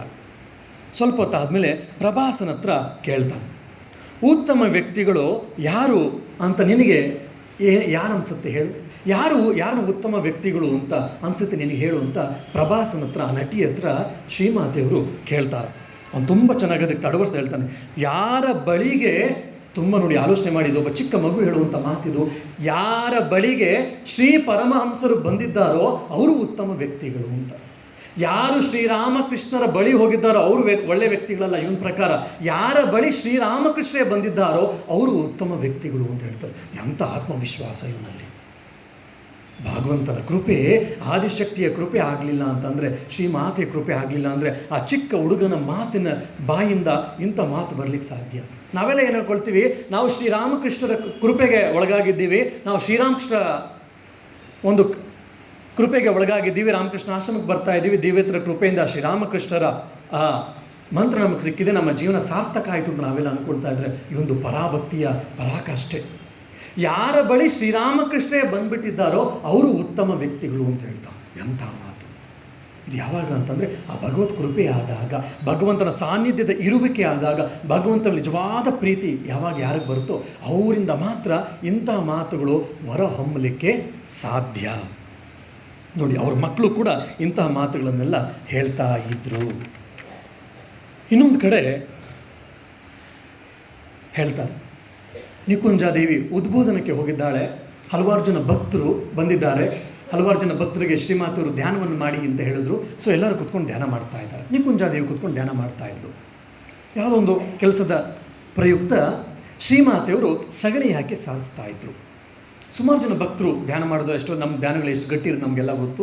ಸೊ ಅವರು ಮಧ್ಯೆ ಕಣ್ಣು ಬಿಟ್ಟು ನೋಡ್ತಾ ಇದ್ರು. ಶ್ರೀಮಾತೆಯವರು ಸಗಣಿ ಹಾಕಿ ಸಾರಿಸ್ತಾ ಇದ್ದಾರೆ. ಅವರು ಎಲ್ಲ ನೋಡೋದು, ಸುಮ್ಮನೆ ಧ್ಯಾನ ಮಾಡೋಕ್ಕೆ ಶ್ರೀಮಾತೆಯವರು ಹೇಳಿದ್ದಾರೆ ಅಂತ ಅವರೆಲ್ಲ ಧ್ಯಾನ ಮಾಡ್ತಾ ಇದ್ರು. ನಿಕುಂಜಾದೇವಿ ನೋಡಿದ ತಕ್ಷಣ ಎದ್ದುಬಿಟ್ಟು ಶ್ರೀಮಾತೆಯವ್ರ ಜೊತೆ ಸಹಾಯವನ್ನು ಮಾಡಲಿಕ್ಕೆ ಬರ್ತಾಳೆ. ನಿಕುಂಜಾದೇವಿ ಹತ್ರ ಮೆಲು ಧ್ವನಿಯಲ್ಲಿ ಶ್ರೀಮಾತೆಯವರು ಹೇಳ್ತಾರೆ, ನೀನು ಧ್ಯಾನವನ್ನು ಮಾಡೋ ಭಕ್ತರ ಥರ ನೀನು ಯಾಕೆ ಸಗಣಿ ಸಾರಿಸ್ಲಿಕ್ಕೆ ಬಂದೆ ಅಂತ. ನಾನು ಯಾರ ಮೇಲೆ ಧ್ಯಾನ ಮಾಡ್ತಾ ಇದ್ದೀನೋ ಅವರೇ ಇಲ್ಲಿ ಸಗಣಿಯನ್ನು ಸಾರಿಸ್ತಾ ಇದ್ದರೆ ನಾನು ಧ್ಯಾನ ಮಾಡಿ ಏನು ಪ್ರಯೋಜನ? ಅಂಥ ಧ್ಯಾನದಿಂದ ಏನು ಪ್ರಯೋಜನ? ಬದಲಾಗಿ ನಿಮಗೆ ಸೇವೆ ಮಾಡಿದ್ರೆ ಅದು ನಿಜವಾದ ಪೂಜೆ. ಇದನ್ನು ಶ್ರೀರಾಮಕೃಷ್ಣರು ಲಾಟು ಮಹಾರಾಜ್ಗೆ ಹೇಳಿದ್ದನ್ನು ಕೂಡ ನಾವು ನೆನಪು ಮಾಡ್ಕೊಳ್ಬೋದು. ದಕ್ಷಿಣೇಶ್ವರದಲ್ಲಿ ಇದೆಲ್ಲವೂ ಕೂಡ ಒಂದೊಂದು ಘಟನೆಯು ಭಾವಿಸ್ತಾ ನೋಡಬೇಕು. ಇಲ್ಲಿ ಆ ಸ್ವಾರ್ಥತೆ ಇರಲಿಲ್ಲ, ಕ್ಯಾಲ್ಕುಲೇಷನ್ಸ್ ಇರಲಿಲ್ಲ. ನೋಡಿ, ನಾವು ಎಷ್ಟೋ ಸರಿ ಇದನ್ನು ಶಿರ್ಡಿ ಸಾಯಿಬಾಬಾ ಅವರ ಜೀವನದಲ್ಲಿ ಕೂಡ ಈ ಘಟನೆ ಬರ್ತದೆ. ಒಬ್ಬ ಭಕ್ತ ಶಿರ್ಡಿ ಸಾಯಿಬಾಬನ ಕೃಪೆ ಆಗಬೇಕು ಅಂತೇಳಿ ಬಂದಿರ್ತಾರೆ. ಸಾಯಿಬಾಬಾ ಅವರು ನಿಜವಾಗ್ಲೂ ಪರೀಕ್ಷೆ ಮಾಡಬೇಕು ಅಂತೇಳಿ ಯಾರೊಬ್ಬರಿಗೆ ಕಷ್ಟ ಇದೆ. ಅವನೊಬ್ಬ ದೊಡ್ಡ ಮಾರ್ವಾಡಿ ಭಕ್ತ, ಶ್ರೀಮಂತ ಭಕ್ತ, ಆಗರ್ಭ ಶ್ರೀಮಂತ ಭಕ್ತ. ಸೊ ಏನೋ ಮನೇಲಿ ಕಷ್ಟ ಇದೆ ಅಂತನೋ, ಯಾರಿಗೂ ಏನೋ ಕಷ್ಟ ಇದೆ ಅಂತೇಳಿ ಅವ್ನು ಬಂದು ಹೇಳ್ತಿರ್ತಾನೆ. ಸಾಯಿಬಾಬಾ ಅವ್ರು, ಹೌದಾ, ನೋಡೋಣ ಯಾರ್ದು ಸಹಾಯ ಮಾಡ್ತಾರೆ, ಯಾರ್ದು ಸಹಾಯ ಮಾಡಿದ್ರೆ ಹಣದ ಸಹಾಯವನ್ನು, ನೆರವನ್ನು ನೀಡಿದ್ರೆ ಆ ಕಷ್ಟವನ್ನು ತೀರಿಸುವಂಥ ಪ್ರಯತ್ನವನ್ನು ಮಾಡ್ತೀನಿ ಅಂತೇಳಿ ಶಿರ್ಡಿ ಸಾಯಿಬಾಬಾ ಹೇಳ್ತಾ ಇದ್ರು. ಇವನು ಮಾರ್ವಾಡಿ ಭಕ್ತ ಶಿರ್ಡಿ ಸಾಯಿಬಾ ಕೃಪೆಗೆ ಅಂತೇಳಿ ಬಂದು ಕೂತಿದ್ದಾನೆ. ಇದನ್ನೆಲ್ಲ ಕೇಳ್ತಾ ಇದ್ದಾನೆ. ಅವ್ನು ಪಾಡ್ಕೊಂಡು ಸುಮ್ಮನೆ ಕೂತಿದ್ದಾನೆ. ನನಗೂ ಇದಕ್ಕೂ ಯಾವುದೇ ಸಂಬಂಧ ಇಲ್ಲ ಅನ್ನೋ ಹಾಗೆ. ಅವರು ಎದ್ದೋದ್ಮೇಲೆ, ಆ ಭಕ್ತ ಎದ್ದೋದ್ಮೇಲೆ ಈ ಮಾರ್ವಾಡಿ ಭಕ್ತ ಹೇಳ್ತಾನೆ, ನೀವು ನನಗೆ ದಯವಿಟ್ಟು ಸ್ವಲ್ಪ ಕೃಪೆ ಮಾಡಬೇಕು ಅಂತ. ಅಲ್ಲ, ನೀನು ದುಡಿದಿರುವಂಥ 2 ಕಾಸನ್ನು ಕೂಡ ನೀನು ನಮಗೆ ಕೊಡ್ಲಿಕ್ಕೆ ತಯಾರಿ ಇಲ್ಲ, ಮತ್ತು ನನ್ನ ಕೃಪೆಗೆ ನಿನಗೆ ಯಾಕೆ ಕೊಡ್ಬೇಕು? ನೀನೊಬ್ಬನೇ ಜಿಪುಣ, ನಾನು ಕೂಡ ಜಿಪುಣ, ನಾನು ಕೂಡ ನನ್ನ ಕೃಪೆ ದೋಸ ನಾನು ಒಬ್ಬ ಜಿಪುಣನೇ ಅಂತ ಹೇಳಿ. ಅಂದರೆ ಅವನ ಆಂತರ್ಯ ಹೇಗೆ ಅಂತ ಪರೀಕ್ಷೆ ಮಾಡಲಿಕ್ಕೋಸ್ಕರ ಸಾಯಿಬಾಬಾ ಅವರು ಆ ಪರೀಕ್ಷೆಯನ್ನು ಒಡ್ಡಿರ್ತಾರೆ. ಸೊ ಇಲ್ಲಿ ನಮಗೇನು ಅರ್ಥ ಆಗ್ತದೆ ಅಂದರೆ, ಯಾರು ಭಗವಂತನ ಸಾನ್ನಿಧ್ಯವನ್ನು ಅನುಭವಿಸ್ತಾ ಇರ್ತಾರೋ ಅವರಲ್ಲಿ ಯಾವುದೇ ರೀತಿ ಕ್ಯಾಲ್ಕುಲೇಟಿವ್ ಬುದ್ಧಿ ಇರುವುದಿಲ್ಲ. ಧ್ಯಾನ ಮಾಡೋದು ದೊಡ್ಡದು, ಈ ರೀತಿ ಕೆಲಸ ಮಾಡೋದು ಕೀಳು ಅಂತ ನಮ್ಗೆ ಎಷ್ಟೋ ಬಾರಿ ಅನ್ನಿಸ್ತಾ ಇರುತ್ತೆ. ಅದು ನಾವು ಇಲ್ಲಿ ನೋಡಬಹುದು, ಅದು ಯಾವುದೂ ಇಲ್ಲ. ಭಗವಂತನ ಸಾನ್ನಿಧ್ಯ ನಮ್ಗೆ ಅಂದರೆ ವರ್ಕ್ ಆ್ಯಂಡ್ ವರ್ಷಿಪ್. ನಮ್ಮಲ್ಲಿ ಆಧ್ಯಾತ್ಮಿಕ ಸಾಧಕರಲ್ಲಿ 3 ರೀತಿಯ ಸ್ತರಗಳನ್ನು ನೋಡ್ಬೋದು. ವರ್ಕ್ ಆ್ಯಂಡ್ ವರ್ಷಿಪ್, ಪೂಜೆ ಬೇರೆ, ಕೆಲಸ ಬೇರೆ.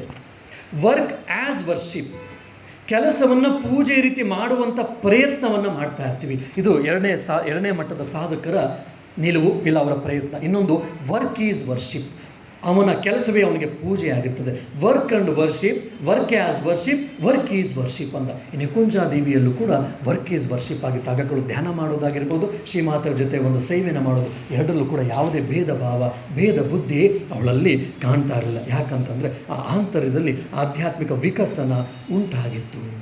ಸೊ ಆಧ್ಯಾತ್ಮಿಕ ವಿಕಸನ ಉಂಟಾದರೆ ನಮ್ಮಲ್ಲಿ ಯಾವ ರೀತಿಯ ಬದಲಾವಣೆಗಳು ಉಂಟಾಗ್ತಾ ಹೋಗ್ತದೆ. ಹೆಸರು ಕೀರ್ತಿಗೋಸ್ಕರ ನಾವು ಯಾವುದೇ ಸೇವೆಯನ್ನು ಮಾಡಲ್ಲ, ಬದಲಾಗಿ ಭಗವಂತನಿಗೋಸ್ಕರ ನಾವು ಸಲ್ಲಿಸುವಂಥದ್ದು ಪೂಜೆಯಾಗಿ ನಾವೆಲ್ಲ ಸೇವೆಯನ್ನು ಮಾಡ್ತಾ ಹೋಗ್ತೇವೆ.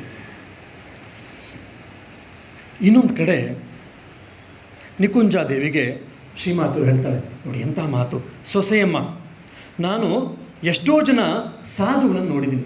ಸೊ ಶ್ರೀಮಾತೆಯವರು ನಿಕುಂಜಾದೇವಿನ ತನ್ನ ಸೊಸೆಯಾಗಿ ಮಾತಾಡ್ತಾರೆ. ಸೊಸೆಯಮ್ಮ, ನಾನು ಎಷ್ಟೋ ಜನ ಸಾಧುಗಳು ನೋಡಿದ್ದೀನಿ, ಆದರೆ ಶ್ರೀರಾಮಕೃಷ್ಣಂಥ ಸಾಧುನ ನಾನು ಜಗತ್ತಿನಲ್ಲಿ ಇದುವರೆಗೂ ಯಾರೊಬ್ಬರು ಕಾಣಲಿಲ್ಲ ಅಂತ ಶ್ರೀಮಾತೆಯವರು ಶ್ರೀರಾಮಕೃಷ್ಣ ಸರ್ಟಿಫಿಕೇಟ್ ಕೊಡ್ತಾ ಇದ್ದಾರೆ. ಇದು ಕೇಳಿದಾಗ ಇವಳು ಏನು ಕಡಿಮೆ ಇಲ್ಲ, ನಿಕುಂಜಾದೇವಿ ಹೇಳ್ತಿದ್ರೆ, ಇದೇನಮ್ಮ ಹೀಗೆ ಹೇಳ್ತಾ ಇದ್ದೀರಾ ನೀವು? ಸಾಧುಗಳೆಲ್ಲ ಬರೋದು ಸ್ವಾರ್ಥಿಗಳು. ಯಾಕೆ? ಅವರೆಲ್ಲರೂ ಕೂಡ ಅವರ ಆತ್ಮಸಾಕ್ಷಾತ್ಕೋಸ್ಕರ ಬಂದಿದ್ದಾರೆ. ಶ್ರೀರಾಮಕೃಷ್ಣರು ಪರರ ಹಿತಕ್ಕಾಗಿ ನಿಮ್ಮನ್ನು ಎಲ್ಲರನ್ನೂ ಉದ್ಧಾರ ಮಾಡಲಿಕ್ಕೋಸ್ಕರ ಬಂದಿದ್ದಾರೆ. ನೀವು ಅವ್ರನ್ನ ಮತ್ತು ಈ ಸಾಧುಗಳನ್ನ ಎಲ್ಲರನ್ನೂ ಒಂದೇ ತಕ್ಕಡಿಗೆ ಹಾಕಿ ಹೇಗೆ ತೂಗ್ತಾ ಇದ್ದೀರಾ? ಸಾಧುಗಳೆಲ್ಲರೂ ಕೂಡ ಆತ್ಮ ಸಾಕ್ಷಾತ್ಕಾರ ಬಂದರು. ಇವರು ಶ್ರೀರಾಮಕೃಷ್ಣನ ಸನ್ಯಾಸವನ್ನು ಸ್ವೀಕರಿಸಿರ್ಬೋದು, ಅವರು ಸನ್ಯಾಸಿ ಆಗಿರ್ಬೋದು, ಆದರೆ ಅವ್ರು ಬಂದಿದ್ದು, ಅವ್ರು ಸಾಧನೆ ಮಾಡಿದ್ದು, ಅವ್ರ ಅವತರಣ ಆಗಿದ್ದೆಲ್ಲರೂ ಕೂಡ ಪರರ ಉದ್ಧಾರಕ್ಕಾಗಿ, ಪರರ ಹಿತಕ್ಕಾಗಿ, ಇಡೀ ಜಗತ್ತಿನ ಉದ್ಧಾರಕ್ಕಾಗಿ, ಧರ್ಮದ ಸಂಸ್ಥಾಪನೆಗೆ, ಶಿಷ್ಟರ ರಕ್ಷಣೆಗೆ, ದುಷ್ಟರ ಪನಿಷ್ಮೆಂಟ್ ಅಂತ ನಾವು ಹೇಳ್ತೀವಲ್ಲ, ಅದಕ್ಕೋಸ್ಕರ. ಯಾಕೆ? ಇವರು ಶ್ರೀರಾಮಕೃಷ್ಣರು ಅವತಾರ ಪುರುಷರು, ಪರರ ಹಿತಕ್ಕಾಗಿ, ಪರಲೋಕ ಹಿತಕ್ಕಾಗಿ ಬಂದಿದ್ದು. ಸೊ ಹಾಗಾಗಿ ಅವರು ಶ್ರೀರಾಮಕೃಷ್ಣರು ಸಾಧುಗಳಾಗಿದ್ದರು, ಸನ್ಯಾಸಿಗಳಾಗಿದ್ದರು, ಬೇರೆ ರೀತಿ ಇರಲಿಕ್ಕಾಗುವುದಿಲ್ಲ ಅಂತ ಹೇಳಿ ನಿಕುಂಜಾದೇವಿ ಶ್ರೀಮಾತರ ಹತ್ರ ಹೇಳ್ತಾರೆ. ಇದೆಲ್ಲ ಈ ಥರ ಮಾತುಗಳು ಯಾವಾಗ ಬರಲಿಕ್ಕೆ ಸಾಧ್ಯ ಅಂದರೆ, ಶ್ರೀರಾಮಕೃಷ್ಣ ಯಾರು, ಶ್ರೀಮಾತೆಯವರು ಯಾರು, ರಾಮ ಯಾರು, ಕೃಷ್ಣ ಯಾರು ಅಂತ ನಿಜವಾಗ್ಲೂ ಯಾರಿಗೆ ಅರ್ಥ ಆಗುತ್ತೋ ಆವಾಗ ಮಾತ್ರ ಇಂತಹ ಮಾತುಗಳು ಬರಲಿಕ್ಕೆ ಸಾಧ್ಯ. ಯಾವಾಗ ನಾವು ಸಂಸಾರದಲ್ಲಿರ್ಬೋದು, ಮನೇಲಿರ್ಬೋದು, ಮಠದಲ್ಲಿರ್ಬೋದು, ಸಂಸಾರಗಳಾಗಿರ್ಬೋದು, ಸನ್ಯಾಸಿಗಳಾಗಿರ್ಬೋದು, ಆಧ್ಯಾತ್ಮಿಕ ಜೀವನವನ್ನು ಮಾಡ್ತಾ ಮಾಡ್ತಾ ಮಾಡ್ತಾ ಭಗವಂತನ ಅಸ್ತಿತ್ವ ನಮಗೆ ನಿಜವಾಗ್ಲೂ ಆದಾಗ, ಭಗವಂತನ ಸಾನ್ನಿಧ್ಯವನ್ನು ನಾವು ಅನುಭವಿಸ್ತಾ ಇದ್ದಾಗ, ಭಗವಂತನ ಇರುವಿಕೆ ನಮಗೆ ಸತ್ಯವಾದಾಗ ಮಾತ್ರ ಇಂತಹ ಮಾತುಗಳು ಬರಲಿಕ್ಕೆ ಸಾಧ್ಯ. ಸೊ ಭಗವಂತನನ್ನು ನಾವು ಯಾಕೆ ಅರ್ಥ ಮಾಡ್ಕೊಳ್ಬೇಕು?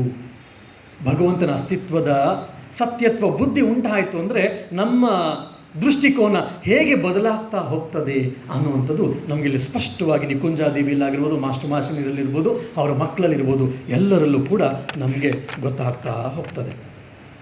1889 ಸಮಯದಲ್ಲಿ ಮಾಸ್ಟರ್ ಮಾಷನ ತಂದೆ ಮಧುಸೂದನ ಗುಪ್ತ ಅವನು ತೀರ್ಕೊಂಡು ಹೋಗ್ತಾನೆ.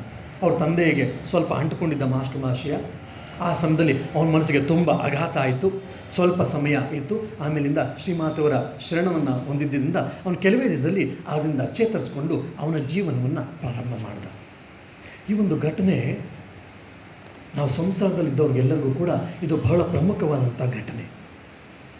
ಹೊರಗಡೆ ನಮಗೆ ಗಂಡ ಕಳ್ಕೊಂಡಾಗ, ಹೆಂಡತಿ ಗಂಡನ ಕಳ್ಕೊಂಡಾಗ, ಗಂಡ ಹೆಂಡತಿಯನ್ನು ಕಳ್ಕೊಂಡಾಗ, ನಮಗೆ ಅತ್ಯಂತ ಪ್ರೀತಿ ಪಾತ್ರ ಆದವ್ರು ಕಳ್ಕೊಂಡಾಗ ಅವ್ರಿಗೆ ಇಡೀ ಸಂಸಾರವೇ ಬಿದ್ದೋಯ್ತು, ಇಡೀ ಆಕಾಶವೇ ತಲೆ ಮೇಲೆ ಬಿದ್ದೋಯ್ತು, ಇಡೀ ಜಗತ್ತೇ ಶೂನ್ಯ ಆಗೋಯ್ತು ಅನ್ನುವಂತಹ ಭಾವನೆ ಅವರಿಗೆಲ್ಲ ಬರ್ತದೆ. ಮತ್ತು ಆ ನೋವಿನಿಂದ ಹಲವಾರು ಜನ ಹಲವಾರು ದಿವಸಗಳು, ಹಲವಾರು ತಿಂಗಳುಗಳೇ ಬೇಕಾಗ್ತದೆ. ಇನ್ನು ಕೆಲವ್ರಿಗಂತ ರೂಢ ಶಾಕ್ ಆದಾಗ ಅವರ ಮನಸ್ಸಿನ ಸ್ಥಿಮಿತವನ್ನೇ ಕಳ್ಕೊಂಡ್ಬಿಡ್ತಾರೆ. ಆದರೆ ಯಾರು ಭಕ್ತರಾಗಿರ್ತಾರೋ, ಯಾರು ಆಧ್ಯಾತ್ಮಿಕ ಸಾಧಕರಾಗಿರ್ತಾರೋ ಆ ಸಮಯದಲ್ಲಿ, ಅಂಥ ಸಮಯಗಳಲ್ಲಿ, ಅಂಥ ವಿಷಮ ಪರಿಸ್ಥಿತಿಯಲ್ಲಿ ಅವರ ಮನಸ್ಸು ಸ್ವಲ್ಪ ಉಲ್ಪಣಗೊಂಡಿದ್ದರೂ ಕೂಡ, ಪ್ರಕ್ಷುಬ್ಧಗೊಂಡಿದ್ದರೂ ಕೂಡ, ಕೆಲವೇ ದಿನಗಳಲ್ಲಿ, ಕೆಲವೇ ಕ್ಷಣಗಳಲ್ಲಿ, ಕೆಲವೇ ಗಂಟೆಗಳಲ್ಲಿ ಅವರ ಮನಸ್ಸಿನ ಸ್ವಾಸ್ಥ್ಯತೆ ಮತ್ತೆ ಸರಿಯಾಗಿರ್ತದೆ.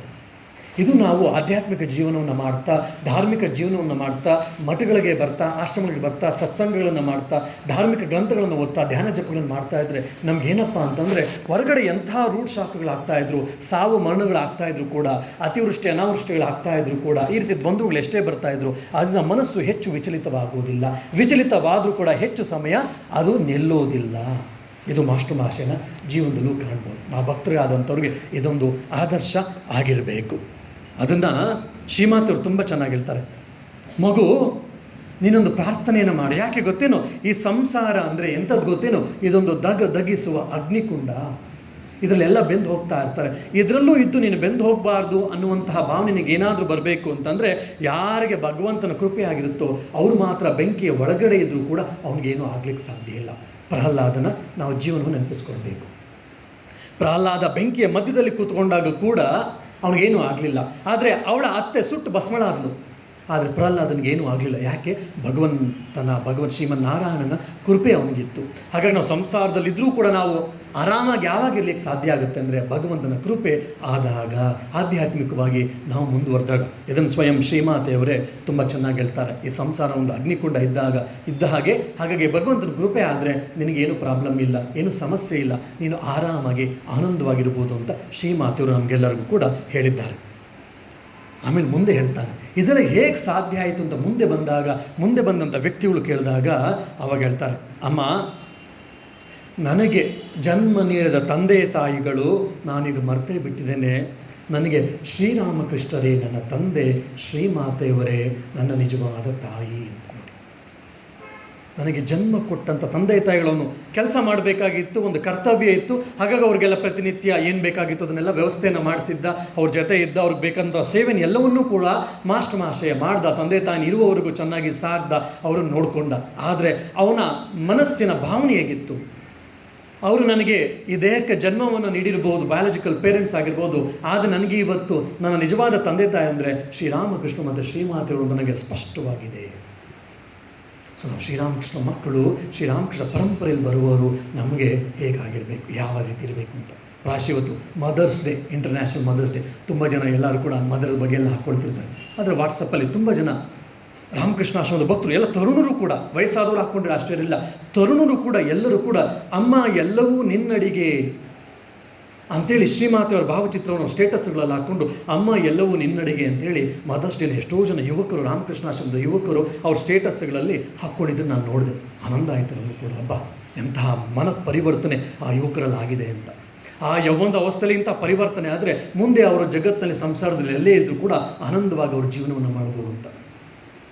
ಅಂದರೆ ಅವ್ರ ತಾಯಿಯನ್ನು ಸ್ಟೇಟಸಲ್ಲಿ ಹಾಕೋಬಾರ್ದು ಅಂತ ನನ್ನ ಉದ್ದೇಶ ಅಲ್ಲ. ಅಂದರೆ ಆ ಶ್ರೀಮಾತೆಯನ್ನು ತನ್ನ ತಾಯಿಯಾಗಿ ಅವರು ಸಂಪೂರ್ಣವಾಗಿ ಸ್ವೀಕರಿಸಿದರ ಒಂದು ದ್ಯೋತಕ, ಸಿಂಬಲ್. ಯಾವಾಗ ನಾವು ಇದನ್ನು ಸ್ವೀಕರಿಸ್ಬಿಡ್ತೀವೋ ಆವಾಗ ನಮಗೆ ಏನೂ ಇಲ್ಲ.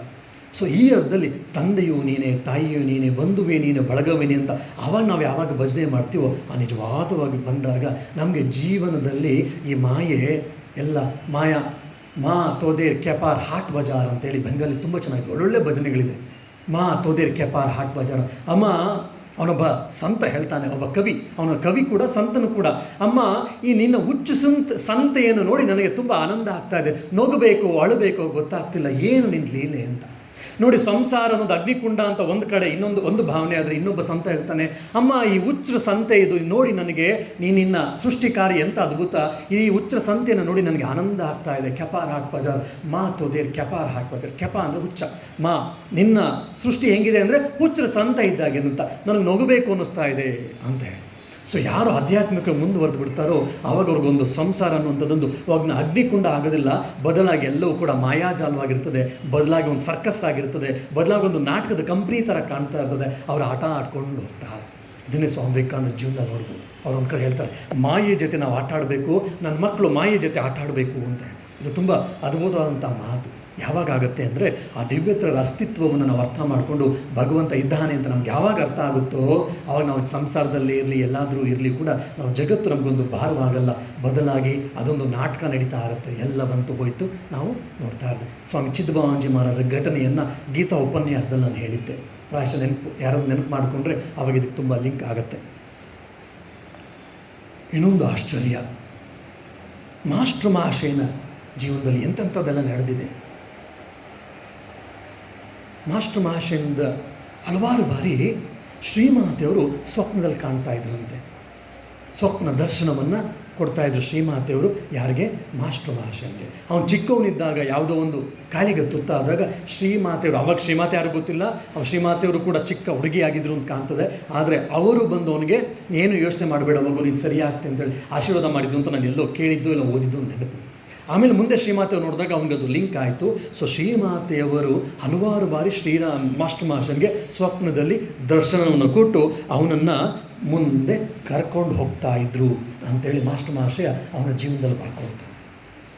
ಎಂಥ ಅದ್ಭುತ ನೋಡಿ. ಇದನ್ನೇ ಕೂಡ ನಮ್ಮ ಗುರುಗಳ ಬಗ್ಗೆಯೂ ಕೂಡ ನಾವು ಕೇಳಿದ್ವಿ. ದುರದೃಷ್ಟ ಏನಪ್ಪ ಅಂದರೆ ನಮ್ಮ ಗುರುಗಳಿದ್ದಾಗ ನಮಗೆ ಅವರೂ ಹೇಳಿಲ್ಲ, ನಮಗೂ ಗೊತ್ತಾಗಲಿಲ್ಲ. ಅವರು ದೇಹವನ್ನು ಬಿಟ್ಟ ಮೇಲೆ, ಮಹಾಸಮಾಧಿನ ಹೊಂದಿದ ಮೇಲೆ ಅವರು ಬರೆದಿದ್ದ ಡೈರಿಗಳು ಮತ್ತು ಅವ್ರ ನೋಟ್ಸು ಎಲ್ಲ ನಾವು ಹುಡುಕಿ ನಾವು ತೆಗೆದುಕೊಂಡು ಏನಿರ್ಬೋದು ಅಂತೆಲ್ಲ ನೋಡ್ತಾ ಇದ್ದಾಗ ಒಂದು ಕಡೆ ಬರೀತಾರೆ, ಮಾಯಾವತಿಲಿ ಒಂದು ಪರ್ಟಿಕ್ಯುಲರ್ ಇಯರನ್ನು ಬರೆದು, ಮಾಯಾವತಿಯಲ್ಲಿ ನಾನು ಹೊತ್ತು ಆಳವಾದ ಧ್ಯಾನದಲ್ಲಿ ಮುಳುಗಿದ್ದೆ. ಎಂತಹ ಆಳವಾದ ಧ್ಯಾನ ಅಂದರೆ ಅಂಥ ಅಪರಿಮಿತವಾದ ಧ್ಯಾನದ ಅನುಭವ ನನಗೆ ಯಾವತ್ತೂ ಆಗಿರಲಿಲ್ಲ. ಆ ಧ್ಯಾನದಲ್ಲಿ ನನಗೆ ಶ್ರೀಮಾತೆಯವರ ದರ್ಶನವಾಯಿತು. ಆಮೇಲಿಂದ ಶ್ರೀಮಾತೆಯವರು ನನಗೆ ಹಲವಾರು ಬಾರಿ ಪ್ರತಿನಿತ್ಯ ರಾತ್ರಿ ನನಗೆ ದರ್ಶನವನ್ನು ಕೊಡ್ತಾ ಇದ್ರು ಅಂತೇಳಿ ನಮ್ಮ ಗುರುಗಳು ಕೂಡ ಬರ್ತಾರೆ. ನಮಗೆ ತುಂಬ ಬೇಜಾರಾಗಿದ್ದೇನಪ್ಪ ಅಂದರೆ ಅವರಿದ್ದಾಗ ಇದು ನಮಗೆ ಗೊತ್ತಾಗಿದ್ದು ಇನ್ನೂ ಶ್ರದ್ಧೆಯಿಂದ ಇನ್ನೂ ಹೆಚ್ಚಾಗಿ ಅವ್ರು ನಡ್ಕೊಳ್ಬೋದಿತ್ತು, ಇನ್ನೂ ಅವ್ರದ್ದು ಇದೆಲ್ಲ ಹೇಗೆ ಸಾಧ್ಯ ಅಂತೇಳಿ ನಾವು ಕೇಳ್ಬೋದಿತ್ತು ನಮಗೆ ಅಂತ ಅನ್ನಿಸ್ತಾ ಇತ್ತು. ಆದರೆ ದುರದೃಷ್ಟ ಏನಪ್ಪ ಅಂದರೆ ಅವರು ದೇಹವನ್ನು ಬಿಟ್ಟ ಮೇಲೆ, ಮಹಾಸಂಬಂಧ ಹೊಂದಿದ ಮೇಲೆ ಅಷ್ಟೇ ನಮಗೆ ಗೊತ್ತಾಯಿತು. ನಾನು ಈ ಮಾತನ್ನು ಯಾಕೆ ಹೇಳ್ತೇನೆ ಅಂದರೆ ಈವಾಗಲೂ ಕೂಡ ಈ ದಿವ್ಯತ್ರಿಯರು ಹಲವಾರು ಜನಕ್ಕೆ ದರ್ಶನವನ್ನು ಕೊಡ್ತಾನೆ ಇದ್ದಾರೆ. ಬೇಲೂರು ಮಠದಲ್ಲಿ ವಿಶೇಷವಾಗಿ ಸ್ವಾಮೀಜಿಯ ಬೆಡ್ರೂಮ್ ಅಂತ ನಾವೇನು ಹೇಳ್ತೀವಲ್ಲ, ಸ್ವಾಮೀಜಿ ಇದ್ದಂಥ ಕೋಣೆಯಲ್ಲಿ ಈಗಲೂ ಕೂಡ ಹಲವಾರು ಸಾಧು ಸನ್ಯಾಸಿಗಳು, ಹಲವಾರು ಭಕ್ತರಿಗೆ ಸ್ವಾಮಿ ವಿವೇಕಾನಂದರು ದರ್ಶನವನ್ನು ಕೊಟ್ಟಿದ್ದಾರೆ. ಸೊ ಅಂದರೆ ನಾವು ನಮ್ಮ ಮನಸ್ಸನ್ನು ತಯಾರಿ ಮಾಡಿಕೊಂಡ್ವಿ ಅಂದರೆ, ನಮ್ಮ ಮನಸ್ಸನ್ನು ಆ ಫ್ರೀಕ್ವೆನ್ಸಿಗೆ ತೆಗೆದುಕೊಂಡು ಹೋದ್ವಿ ಅಂದರೆ ದಿವ್ಯತ್ರಿಯರ ದರ್ಶನ ಇವತ್ತು ಇಂದಿಗೂ ಸಾಧ್ಯ. ಮತ್ತು ಇನ್ನೊಂದು ಕಡೆ ಮಾಸ್ಟರ್ ಮಹಾಶಯನಿಗೆ ರಾಮಕೃಷ್ಣ ಸಂಘ ಸ್ಥಾಪನೆಯಾಗಿ ಕೈಂಕರ್ಯವನ್ನು ಕೆಲಸಗಳನ್ನೆಲ್ಲ ಮಾಡ್ತಾಯಿದ್ರು. ಯಾಕಂದರೆ ಹಿಂದೂ ಸಂಪ್ರದಾಯದಲ್ಲಿ ಎಲ್ಲೂ ನೋಡಿದ್ರು ಕೂಡ ಸನ್ಯಾಸಿಗಳು ಸೇವಾ ಕಾರ್ಯವನ್ನು ಮಾಡೋದು ನಾವೆಲ್ಲೂ ಕಾಣೋದಿಲ್ಲ. ಅವರು ಶಾಸ್ತ್ರ ಚರ್ಚೆಯನ್ನು ಮಾಡ್ತಾಯಿದ್ರು, ಶಾಸ್ತ್ರದ ಉಪದೇಶಗಳನ್ನು ಮಾಡ್ತಾಯಿದ್ರು, ಧ್ಯಾನವನ್ನು ಮಾಡೋದು, ಜಪವನ್ನು ಮಾಡೋದು, ಪೂಜೆ ಪುರಸ್ಕಾರಗಳನ್ನು ಕೊಡೋದು, ಬಂದರೆ ತೀರ್ಥ ಪ್ರಸಾದವನ್ನು, ಮಂತ್ರಾಕ್ಷತೆಯನ್ನು ಕೊಡೋದು ನಾವೆಲ್ಲವನ್ನು ನೋಡ್ತೀವಿ. ಇಲ್ಲ ಕಾಡು ಮೇಡುಗಳಲ್ಲಿ, ಅರಣ್ಯದಲ್ಲಿ, ಗುಹೆಯಲ್ಲೂ ಇರುವಂಥದ್ದು, ಇಲ್ಲಾಂದರೆ ಆಮ್ನಾಯ ಮಠದ ಸಂಪ್ರದಾಯ ತೆಗೆದುಕೊಂಡ್ರೆ ಮಠದಲ್ಲಿ ಅವ್ರ ಪಾಡಿಗೆ ಅವರು ಧ್ಯಾನ ಜಪವನ್ನು ಮಾಡ್ತಾಯಿದ್ರು. ಲೌಕಿಕ ವಿಚಾರಗಳೇ ಹೆಚ್ಚಾಗಿ ಇದು ಮಾಡ್ತಿರಲಿಲ್ಲ, ಮಾರ್ಗದರ್ಶನ ಅಷ್ಟೇ ಮಾಡೋದು ನಾವು ಕಾಣ್ತೀವಿ. ರಾಮಕೃಷ್ಣ ಈ ವಿನೂತನವಾದ ಸಂಪ್ರದಾಯವನ್ನು, ಸನ್ಯಾಸಿ ಸಂಪ್ರದಾಯ ಏನು ಮಾಡ್ತು ಅಂತಂದರೆ, ಸಮಾಜದ ಮಧ್ಯದಲ್ಲಿ ಇದ್ಕೊಂಡು ಜನರಿಗೆ ಸಹಾಯವಾಗುವಂತಹ, ಜನರಿಗೆ ಒಳಿತಾಗುವಂಥ ಎಲ್ಲ ಬೇರೆ ಬೇರೆ ರೀತಿಯ ಕಾರ್ಯಗಳನ್ನು ನಾವು ಪ್ರಾರಂಭ ಮಾಡಿದ್ವಿ. ಇದನ್ನು ಪ್ರಪ್ರಥಮ ಪ್ರಾರಂಭ ಮಾಡಿದಾಗ ಇಡೀ ಸಾಧು ಸಮಾಜ ನಮ್ಮನ್ನು ತಿರಸ್ಕರಿಸ್ತು. ಉತ್ತರ ಭಾರತದಲ್ಲಿ ಎಷ್ಟಪ್ಪ ಅಂತಂದರೆ ನಮ್ಮನ್ನು ಭಂಗಿ ಸಾಧುಗಳು ಅಂತ ಕರಿತಾಯಿದ್ರು. ಭಂಗಿ ಅಂತಂದ್ರೆ ಯಾರು ಗೊತ್ತೇನು? ಪ್ರಾಯಶಃ ಈಗಿನ ಕಾಲದಲ್ಲಿ ತುಂಬ ಕಡಿಮೆ ಆಗಿದೆ. ಏನಂದರೆ ಕಸ ಗುಡಿಸೋರು. ಇವತ್ತೇನು ನಮ್ಮ ಮುನ್ಸಿಪಾಲಿಟಿ ಕಾರ್ಪೊರೇಷನ್ ವರ್ಕರ್ಸ್ ಅಂತ ನಾವು ಕರಿತೀವಿ, ಹೊರಗಡೆ ಕಸ ಗುಡಿಸೋರು, ಇಲ್ಲ ಲೆಟ್ರಿನ್ ರೂಮನ್ನು ತೊಳೆಯುವಂಥವ್ರು, ಅವರನ್ನು ಭಂಗಿ ಅಂತ ಕರೀತಾರೆ ನಾವೆಲ್ಲ. ಯಾಕಂದರೆ ಆವಾಗ ಶಾರದಾ ಕಾಶಿಲಿ ಸೇವಾಶ್ರಮ ಇತ್ತು, ಕಂಕಲಲ್ಲಿ ಸೇವಾಶ್ರಮ ಇತ್ತು. ಆಗಿನ ಕಾಲದ ದುಡ್ಡುಗಳು ಕೂಡ ಇರಲಿಲ್ಲ. ನಮ್ಮ ಸಾಧುಗಳೇ ಕೂಡ ಯಾರ್ದು ಪೇಷಂಟ್ಸ್ ಇದ್ರು ಅಂದರೆ ಅವರೇನಾದರೂ ಅಲ್ಲೇ ಗಲೀಜು ಮಾಡ್ಕೊಂಡಿದ್ರೆ ಅದನ್ನು ಅವರೇ ಕ್ಲೀನ್ ಮಾಡ್ತಾಯಿದ್ರು, ಬ್ಯಾಂಡೇಜನ್ನೆಲ್ಲ ಹಾಕ್ತಾಯಿದ್ರು, ಅವರೇ ಎಲ್ಲ ರೀತಿಯ ಕಸವನ್ನು ಗುಡಿಸೋದು, ಒರೆಸೋದು, ಇಡಿಸೋದು ಎಲ್ಲವನ್ನೂ ಮಾಡ್ತಾಯಿದ್ರು. ಈ ಸಾಧು ಸಮಾಜಕ್ಕೆ ಇದು ನೋಡಿದಾಗ ಆಶ್ಚರ್ಯ ಆಯಿತು. ಸಾಧುಗಳೆಲ್ಲ ಇಂಥದ್ದನ್ನೆಲ್ಲ ಮಾಡೋದೆ, ಅವರೇನಾದರೂ ಶಾಸ್ತ್ರ ಚರ್ಚೆಯನ್ನು ಮಾಡಬೇಕು, ಆತ್ಮ ಸಾಕ್ಷಾತ್ಕವನ್ನು ಮಾಡಿಕೊಂಡು ಶ್ರವಣ ನಿಧ್ಯಾಸವನ್ನು ಅಷ್ಟೇ ಮಾಡಬೇಕು, ಇದೆಲ್ಲ ಗೃಹಸ್ಥರು ಮಾಡಬೇಕು, ನಾವು ಮಾಡಬಾರ್ದು. ಇವರೆಲ್ಲ ಮಾಡ್ತಾಯಿದ್ರೆ ಇವರೆಲ್ಲ ಭಂಗಿ ಸಾಧುಗಳು ಅಂದರೆ ಅಮಾಲಿ ಸಾಧುಗಳು, ಕೂಲಿ ಸಾಧುಗಳು ಅಂತ ಅರ್ಥ. ಈಗಿನ ನಮ್ಮ ಕರ್ನಾಟಕದ ಭಾಷೆಯಲ್ಲಿ ಹೇಳಬೇಕಾದ್ರೆ ಅದು ನಮ್ಮ ಸಾಧುಗಳು ಯಾರೂ ಅದ್ರ ಬಗ್ಗೆ ತಲೆ ಕೆಡಿಸ್ಕೊಳ್ಳಿಲ್ಲ. ಆದರೂ ಒಬ್ಬರು ಮಹಾಮಂಡಲೇಶ್ವರ ಒಂದು ಭಂಡಾರ, ಒಂದು ಫಂಕ್ಷನ್ ಅಂತ ಆಯೋಜನೆ ಮಾಡಿದರು. ಅವರು ಬಂದಿದ್ದಾರೆ, ನೋಡ್ತಾರೆ ರಾಮಕೃಷ್ಣ ಆಶ್ರಮದ ಯಾರೂ ಸನ್ಯಾಸಿಗಳು ಬಂದಿಲ್ಲ. ಅವರು ಅತ್ಯಂತ ಮೇಧಾವಿಗಳಾಗಿದ್ದರು, ಸಾಧನೆಯಲ್ಲಿ ತುಂಬ ಮುಂದುವರೆದಿದ್ದರು. ಹಾಗಾಗಿ ಆ ಉತ್ತರಾಖಂಡಿನಲ್ಲಿ ಅವ್ರ ಬಗ್ಗೆ ಆಳವಾದಂಥ ಗೌರವ, ಶ್ರದ್ಧಾಭಕ್ತಿ ಎಲ್ಲರೂ ಕೂಡ ಹೊರಗಡೆ ಭಕ್ತರಲ್ಲೂ ಕೂಡ, ಸಾಧು ಸಮಾಜದಲ್ಲೂ ಕೂಡ. ಅವರು ಕೇಳ್ತಾರೆ, ರಾಮಕೃಷ್ಣ ಆಶ್ರಮದಿಂದ ಯಾಕೆ ಸಾಧುಗಳು ಬಂದಿಲ್ಲ? ಅವ್ರು ಹೇಳ್ತಾರೆ, ಅವರು ಭಂಗಿ ಸಾಧುಗಳು, ಓ ಲೋಗ್ ಭಂಗಿ ಸಾಧು ಯೋ ಕುಚ್ ನೈ ಕರ್ತಾ ಹೈ, ಶ್ರವಣ ಮಧ್ಯಾಸ ನೈ ಕರ್ತಾ ಹೈ. ಶ್ರವಣ ಮಧ್ಯಾಸ ನಮ್ಮ ಥರ ಎಲ್ಲ ಮಾಡಲ್ಲ, ವೇದಾಂತದ ಚರ್ಚೆ ನಮ್ಮ ಥರ ಯಾವಾಗಲೂ ಮಾಡ್ತಿರಲ್ಲ, ಏನೋ ಕೆಲಸ ಮಾಡ್ಕೊಂಡಿರ್ತಾರೆ, ಹಾಗಾಗಿ ಅವ್ರನ್ನ ಯಾಕೆ ಕರೆಯೋದು? ನಾವು ಕರೆದಿಲ್ಲ. ಏನು ಈಶಾವಾಸ್ಯಮಿದಂ ಸರ್ವಂ ಯತ್ಕಿಂಚ ಜಗತ್ಯಾಂ ಜಗತಂ. ನೀವೇನು ಓದ್ತಿರಲ್ಲ, ನೀವು ಬರೇ ಓದ್ತೀರಾ, ನೀವು ಬರೀ ಅದ್ರ ಬಗ್ಗೆ ಚರ್ಚೆ ಮಾಡ್ತೀರಾ ಅಷ್ಟೇ. ಅವರನ್ನು ಪ್ರಾಯೋಗಿಕವಾಗಿ ಅವರು ಮಾಡ್ತಾ ಇರೋದು, ಅವರು ಬರುವವರೆಗೂ ನಾನು ಪ್ರಸಾದವನ್ನು ಸ್ವೀಕರಿಸೋದಿಲ್ಲ ಅಂತ ಆ ಮಹಾಮಂಡಲೇಶ್ವರು ಕೂತ್ಬಿಡ್ತಾರೆ. ಅವಿನ ಬೇರೆ ದಾರಿಲ್ಲ, ಕರ್ಕೊಂಡು ಬರ್ತಾರೆ. ಕೊನೆಗೆ ರಾಮಕೃಷ್ಣ ಅಷ್ಟು ಬಂದು ಕಲ್ಯಾಣ ಅಂಜಿ ಇರ್ತಾರೆ, ಅವಾಗ ಬಂದು ಹೇಳ್ತಾರೆ, ಕಲ್ಯಾಣಂಜಿ ಮತ್ತು ಅವರೆಲ್ಲ ಕೇರೇ ಮಾಡಲಿಲ್ಲ. ನೀನು ನನಗೆ ರೆಸ್ಪೆಕ್ಟ್ ಕೊಡದೇ ಇರು, ನೀನು ನನಗೆ ಅಕ್ನಾಲೇಜ್ ಮಾಡದೇ ಇರು. ನನಗೆ ಗೊತ್ತು ನನ್ನ ಗುರುದೇವ ಸ್ವಾಮಿ ವಿವೇಕಾನಂದರ ಇದರಿಂದ ಬಂದಿದ್ದೀನಿ ನಾನು, ಅವರು ನನ್ನ ಗುರುಗಳು, ಅವರು ನನಗೆ ಆದೇಶ ಮಾಡಿದರು, ಹಾಗಾಗಿ ನಾನು ಈ ಸೇವೆಯನ್ನು ಮಾಡ್ತಾ ಇದ್ದೀನಿ. ನೀನು ಭಂಡಾರ ಕರಿಬೇಡ, ನನಗೆ ಸಮಸ್ಯೆ ಇಲ್ಲ. ನಾನು ಏನಕ್ಕೆ ಮಾಡ್ತಾ ಇದ್ದೀನಿ ನನಗೆ ಸ್ಪಷ್ಟವಾಗಿದೆ ಅಂತ. ಇಲ್ಲ ನೀವು ಬರಲಿಲ್ಲ ಅಂದರೆ ಅಲ್ಲಿ ಭಂಡಾರ ನಡೆಯೋದಿಲ್ಲ, ಫಂಕ್ಷನ್ ನಡೆಯೋದಿಲ್ಲ, ಪ್ರಸಾದ ತೆಗೆದುಕೊಳ್ಳಲ್ಲ, ಹಾಗೆ ದಯವಿಟ್ಟು ನೀವು ಬರಬೇಕು. ಸರಿ, ನಾನು ಬರದೇ ನೀವು ಯಾರು ಊಟ ಮಾಡಲ್ಲ ಅಂತ ಹೇಳ್ತಾ ಇಲ್ಲ, ಸರಿ ಬರ್ತೀನಿ ಅಂತೇಳಿ ಬಂದ. ಅವಾಗ ಅವ್ರಿಗೊಂದು ಪಾದಪೂಜೆಯನ್ನು ಮಾಡ್ತಾರೆ. ಆವಾಗ ಆ ಮಹಾಮಂಡಲೇಶ್ವರು ಕುತ್ಕೊಂಡು ಹೇಳ್ತಾರೆ, ನಾವೇನು ವೇದಾಂತವನ್ನು ಅಧ್ಯಯನ ಮಾಡ್ತಾ ಇದ್ದೀವೋ ಬರೀ ಶಾಸ್ತ್ರದಲ್ಲಿ, ಅದನ್ನು ಅವರು ಪ್ರಾಯೋಗಿಕವಾಗಿ ಇವುಗಳು ಅನುಷ್ಠಾನವನ್ನು ಮಾಡ್ತಾ ಇದ್ದಾರೆ. ಭಗವಂತ ಎಲ್ಲೆಲ್ಲೂ ಇದ್ದಾನೆ ಅಂತ ನಾವು ಬರೀ ಮಾತಾಡ್ತೀವಿ, ಭಗವಂತ ಎಲ್ಲೆಲ್ಲೂ ಇದ್ದಾನೆ ಅಂತ ಅರ್ಥ ಮಾಡ್ಕೊಂಡು ಅವರು ಸೇವೆಯನ್ನು ಮಾಡ್ತಾ ಇದ್ದಾರೆ. ಇದು ಅತ್ಯಂತ ಪ್ರಾಯೋಗಿಕವಾದಂತಹ ಕಲ್ಪನೆ, ದೃಷ್ಟಿಕೋನ ಅಂತೇಳಿ ಅವರು ಅದನ್ನು ಎಕ್ಸ್ಪ್ಲೈನ್ ಮಾಡಿದಾಗ, ವರ್ಣಿಸಿದಾಗ ಎಲ್ಲ ಸಾಧುಗಳಿಗೂ ಇದಂಥ ಅದ್ಭುತ ಸೇವಾ ಕಾರ್ಯ ಅಂತ ಅರ್ಥ ಆಗುತ್ತೆ. ಆವತ್ತಿಂದ ಪ್ರಾರಂಭ ಆಗಿದೆ. ಇವತ್ತು ಕೂಡ ಯಾವುದೇ ದೊಡ್ಡ ಭಂಡಾರಗಳಾದರೂ ಕೂಡ ರಾಮಕೃಷ್ಣ ಆಶ್ರಮಕ್ಕೆ, ನಮ್ಮ ಕಂಕಲಿನ ರಾಮಕೃಷ್ಣ ಸೇವಾ ಕೇಂದ್ರಕ್ಕೆ ಮೊದಲನೆಯ ಆಹ್ವಾನ ಪತ್ರಿಕೆ ಬರುತ್ತೆ. ನಮ್ಮಲ್ಲಿ ಯಾರಾದರೂ ಇವತ್ತೇನಾಗ್ಬಿಟ್ಟಿದೆ ಪ್ರಾಬ್ಲಮ್ ಅಂದರೆ, ಇವತ್ತು ನಮ್ಮಲ್ಲಿ ಯಾರಾದರೂ ಒಬ್ಬರು ಸಾಧುಗಳು ಹೋಗಲೇಬೇಕು. ಹೋಗಲಿಲ್ಲ ಅಂದರೆ ಭಂಡಾರ ಪ್ರಾರಂಭ ಆಗಲ್ಲ. ಭಂಡಾರ ಪ್ರಾರಂಭ ಆಗಲ್ಲ ಅನ್ನೋದಕ್ಕೋಸ್ಕರ ನಮ್ಮ ಸಾಧುಗಳು ಇಷ್ಟ ಇಲ್ಲ ಅಂದರೂ ಕೂಡ ಹೋಗ್ಬಿಟ್ಟು ಅಟೆಂಡೆನ್ಸ್ ಆಗಿ ಬರಬೇಕಾಗಿದೆ. ಅದೊಂದು ಇವತ್ತು ಟ್ರೆಡಿಷನ್ ಆಗಿಬಿಟ್ಟಿದೆ. ಇದೆಲ್ಲ ಒಂದು ಕಡೆ ಆದರೆ, ಇದನ್ನು ಮಾಸ್ಟರ್ ಮಹಾಶಯರೇ ಅಕ್ಸೆಪ್ಟ್ ಮಾಡಲಿಲ್ಲ. ಯಾಕೆ? ಶ್ರೀರಾಮಕೃಷ್ಣ ಏನು ಹೇಳ್ತಾ ಇದ್ರು? ಆತ್ಮ ಸಾಕ್ಷಾತ್ಕಾರ ಮಾಡ್ಕೋಬೇಕು, ಭಗವತ್ ಸಾಕ್ಷಾತ್ಕಾರ ಮಾಡ್ಕೊಳ್ಬೇಕು, ಹೇಗಾದರೂ ಸರಿ ಭಗವಂತನ ನಾವು ಕಂಡುಬಿಡಬೇಕು. ಭಗವಂತನ ಕಂಡು ಆಮೇಲೆ ಸಂಸಾರದಲ್ಲಿ ಬೇಕಾದ್ರೆ ಇರು, ಜಗತ್ತಲ್ಲಿ ಬೇಕಾದ್ರೂ ಇರು ಅಂತ ಅವ್ರು ಸ್ಪಷ್ಟವಾಗಿ ಹೇಳಿದನ್ನು ವಚನಾಮೃತದ ಅಂದರೆ ವಚನವೇದದ ಪ್ರತಿಯೊಂದು ಪುಟದಲ್ಲೂ ನಮ್ಗೆ ಕಾಣುತ್ತೆ. ಶ್ರೀರಾಮಕೃಷ್ಣ ಹಂಗೆ ಹೇಳಿದ್ದಾರೆ. ಇವರು ನೋಡಿದ್ರೆ ಸ್ವಾಮಿ ವಿವೇಕಾನಂದರು ರಾಮಕೃಷ್ಣ ಮಠ ಪ್ರಾರಂಭ ಮಾಡಿ, ರಾಮಕೃಷ್ಣ ಸಂಘ ಪ್ರಾರಂಭ ಮಾಡಿ, ಈ ಸೇವಾ ಕಾರ್ಯಗಳನ್ನೆಲ್ಲ ಪ್ರಾರಂಭ ಮಾಡಿಬಿಟ್ಟಿದ್ದಾರಲ್ಲ. ಈ ಸ್ವಾಮಿ ವಿವೇಕಾನಂದರು ಪಾಶ್ಚಾತ್ಯ ದೇಶಕ್ಕೆ ಹೋಗಿದ್ರು, ಅಲ್ಲೆಲ್ಲ ಪಾಶ್ಚಾತ್ಯ ದೇಶದೆಲ್ಲ ನೋಡ್ಕೊಂಡು ಬಂದಿದ್ದಾರೆ, ಅದನ್ನು ಇವರು ಕಾಪಿ ಮಾಡ್ಕೊಂಬಂದು ಇದನ್ನೆಲ್ಲ ಮಾಡ್ತಿದ್ದಾರೆ. ಇದು ಶ್ರೀರಾಮಕೃಷ್ಣರು ಹೇಳಿರಲಿಲ್ಲ ಅಂತೇಳಿ ಮಾಸ್ಟರ್ ಮಹಾಶಯ ಅಂದ್ಕೊಂಡಿರ್ತಾನೆ. ಮಾಸ್ಟರ್ ಮಹಾಶಯನು ಶ್ರೀರಾಮಕೃಷ್ಣ ಸನ್ಯಾಸಿಷ್ಟರಲ್ಲಿ ಹಲವಾರು ಜನಕ್ಕೆ ಕೂಡ ಇದನ್ನು ಅದೇ ಥರ ಹೇಳಿದ್ರು. ನೀನು ವೆಸ್ಟರ್ನ್ ಕಂಟ್ರಿಗೆ ಹೋಗಿ ಬಂದು ಅಲ್ಲೆಲ್ಲ ನೋಡ್ಕೊಂಬಂದಿಲ್ಲ ಹೇಳಿದೆ, ಶ್ರೀರಾಮಕೃಷ್ಣರನ್ನು ಹೇಳಿರಲಿಲ್ಲ ಅಂತ.